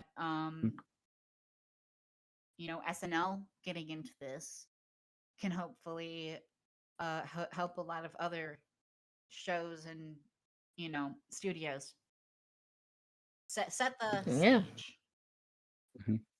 Yep. And we have another good thing. Jad, take it away. Oh yeah, so DreamWorks ends the Bad Guys 2 movie with a blunt message against AI. So they had, so at the end of the very end of the credits of the film, it says, all rights in this work are reserved for the purpose of laws in all jurisdictions pertaining to data miner or AI tune, including but not limited to Article 4.3 of the Directive EU 2019-790. This work may not be used to train AI. There we go. Yep. And this is a good thing because, see, a lot of people are, I feel like right now people are not so much worried about AI as they're more just annoyed with it because it consumes way too much like electricity and water. It's really bad for the environment. It has caused a lot of people to lose their jobs. And then the AI is just not capable enough to do a good job, and it's been really hurting the art industry and like general. So this is also a good thing because, see, I want to create my own stuff, but I really don't want to use a big company, but I want to make sure I can be protected. So if I can do what they did, I'm all for it. And here's the thing, I think since they did this, I think we're going to see more animated films do this, because I know Disney, and I think it was it Universal or Paramount? Huh? DreamWorks, Universal. Universal, yeah, they're both they are both suing one of the major like AI companies. So it's like, this is giving me hope, just with everyone's gotten so tired of AI. So we're just we're seeing more people coming together and standing up against it and being like, we don't want you to use our stuff to promote your crap, which is valid.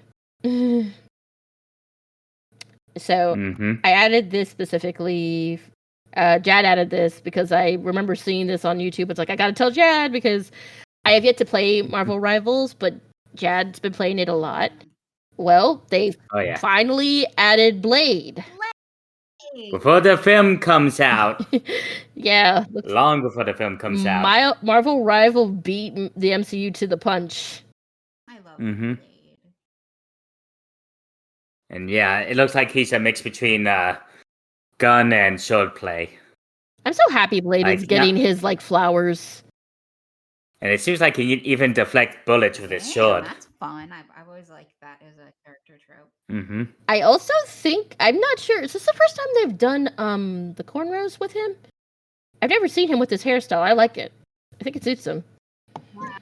Yeah, they give NetEase some creative freedom with the character designs in some cases. I've only ever really seen, him with the, is it like the fade? Like Wesley Snipes. Yeah. I think most people know him because of the Wesley Snipes movie. So now it is time for recommendations. I'm gonna let our guests, of course, go first. No, you guys go first. Oh. Are you sure? Are you sure? Okay, Jad, do you want to go first or you want me to go first? Okay, so my first recommendation, it's one from the same director of Unicorn Wars, and a film that we also talked about in the past, Bird Boy and the Forgotten Children. And I second this recommendation, because that movie was really, really good. Yeah, because it focuses on this small town that's been devastated by nuclear fallout from this nuclear power plant. And it focuses on these children who desperately want to get out of this island. And while also this mysterious kid named Bird Boy who flies around the island carrying a satchel. But the police hunt him down, mistakenly believing that he's a drug trafficker. And it also focuses on trauma, coming of age, and horror elements. It's especially about addiction and intrusive thoughts and one's personal demons. It's also take physical form in this movie. Do not expect this to be a feel-good movie. Nope. I'm just going to tell you right that straight off the bat. It is very dark and nihilistic. And while the humor can be crude, which seems to be a recurrent work in this guy's work, but it absolutely does not hold its punches at all in a lot of the topics it talks about. Then I definitely recommended it. And it's beautifully animated and it's so surreal, but it is not for the faint of heart, I'll tell you that. Mm-mm. And my second recommendation is another indie piece of animation, Bullet Time. What is Bullet Time, you ask? What is it, Jad? Bullet Time is a pilot for an adult animated series that's supposed to be a callback to a lot of the cartoons from the 90s, like Rocko's Modern Life, Ren and Stimpy, all that stuff. It focuses on this character, Bullet, who enters a game tournament. But he's a bullet terrier who has a really big appetite to the point where he gets distracted during the tournament. And it's the main character is voiced by Eric Bosa, and it has a lot of surreal, gross-out humor that's very of that era. It draws inspiration from. And what surprised me is that the main theme for this short is done by Danny Elfman. What? The Danny Elfman? Yeah, they got Danny Elfman to do the music intro for this thing. Dang. And I'll link. Hang on. It's directed by Eddie Alcazar. That's his name. Okay. And I'll totally get you give it a guys check. I'll post you a link into it in the chat. Okay. All right, Rooty. Okay. So apologies, I haven't been reading a lot of books. I plan to start doing that more next month. But this month. But so the two things I have are both video games, and I am an indie girly at heart. I don't bring me no fancy titles from the main companies. I love my indies. I'm not saying I won't play them. It's just I love my indie games, and these are both two indie games. One is called The Artful Escape. So you're playing as this kid who has a famous uncle who was a folk singer. And you also play music. The thing is you're like a young adult, and this takes place in the fictional town of Calypso, Colorado, where the deceased folk legend John Vendetti created his hit song, and that's like what everybody knows this sleepy little town for. And we play as Francis Vendetti, who is Johnson's nephew. He is struggling because everyone compares him to his uncle. Like, they meet him, it's like, hey, you're Johnson Vendetti's nephew. It's like, yeah, that's me. So, everything is, it's like he's going to be playing at their neck at like this big event they have.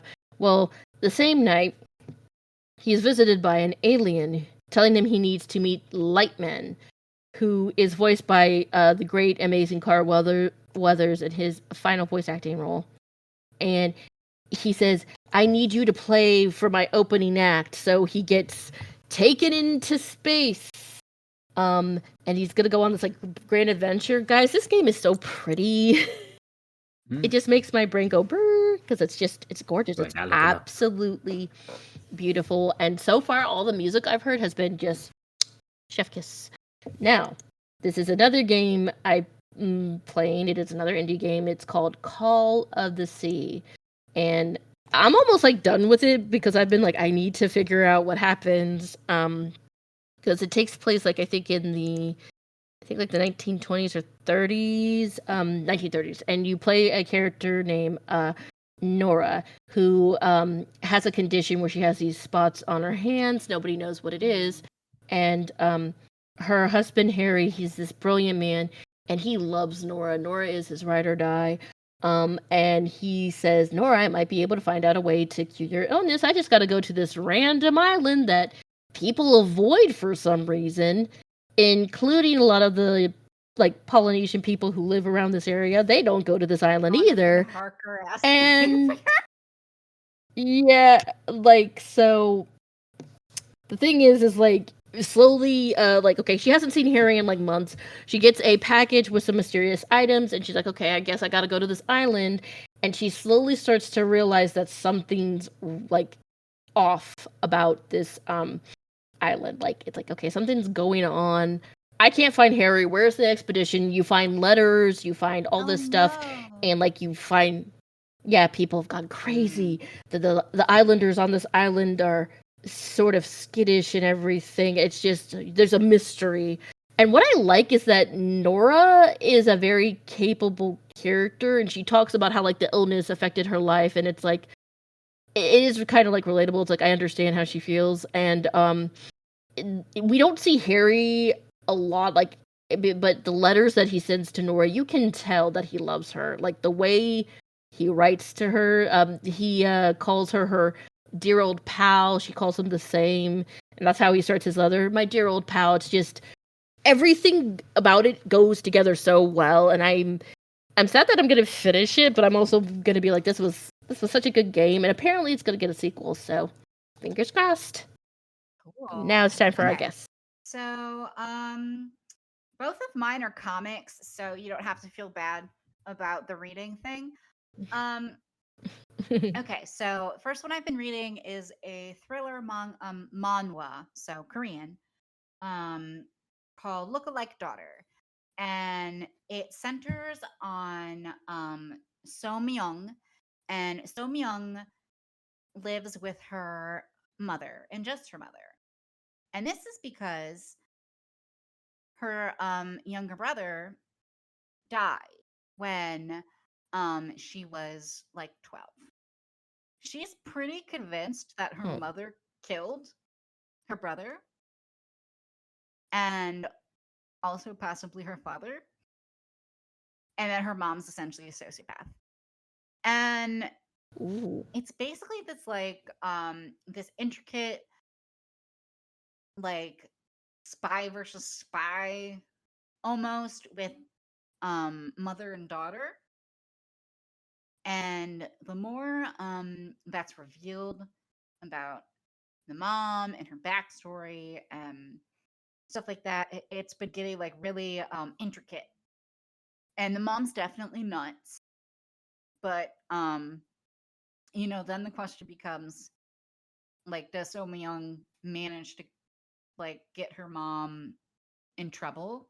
Like, can she prove it? And like, or is she going to end up, the next victim? And it's been fun. It's a lot of fun. It's on Webtoon, Ooh. and other, various sites. But the official is on Webtoon. And the other one is Meruko-chan. This is an ongoing manga that actually started out as like a Twitter comic, and then got picked up and Really? serialized. Wow. The Cool. name is a pun on The Girl Who Sees Them, and it's basically about this girl who has the ability to see these like terrifying ghost monsters. Oh But no. Poor thing. her her go-to is to just pretend none of this is happening. Oh, she's in No, but denial. She's like, this is not my problem. I'm not gonna deal with it. she's like, I'm just gonna pretend this is not here. If I pretend it's not here, then it won't be a problem. I'm just gonna keep looking ahead and pretending these things aren't happening.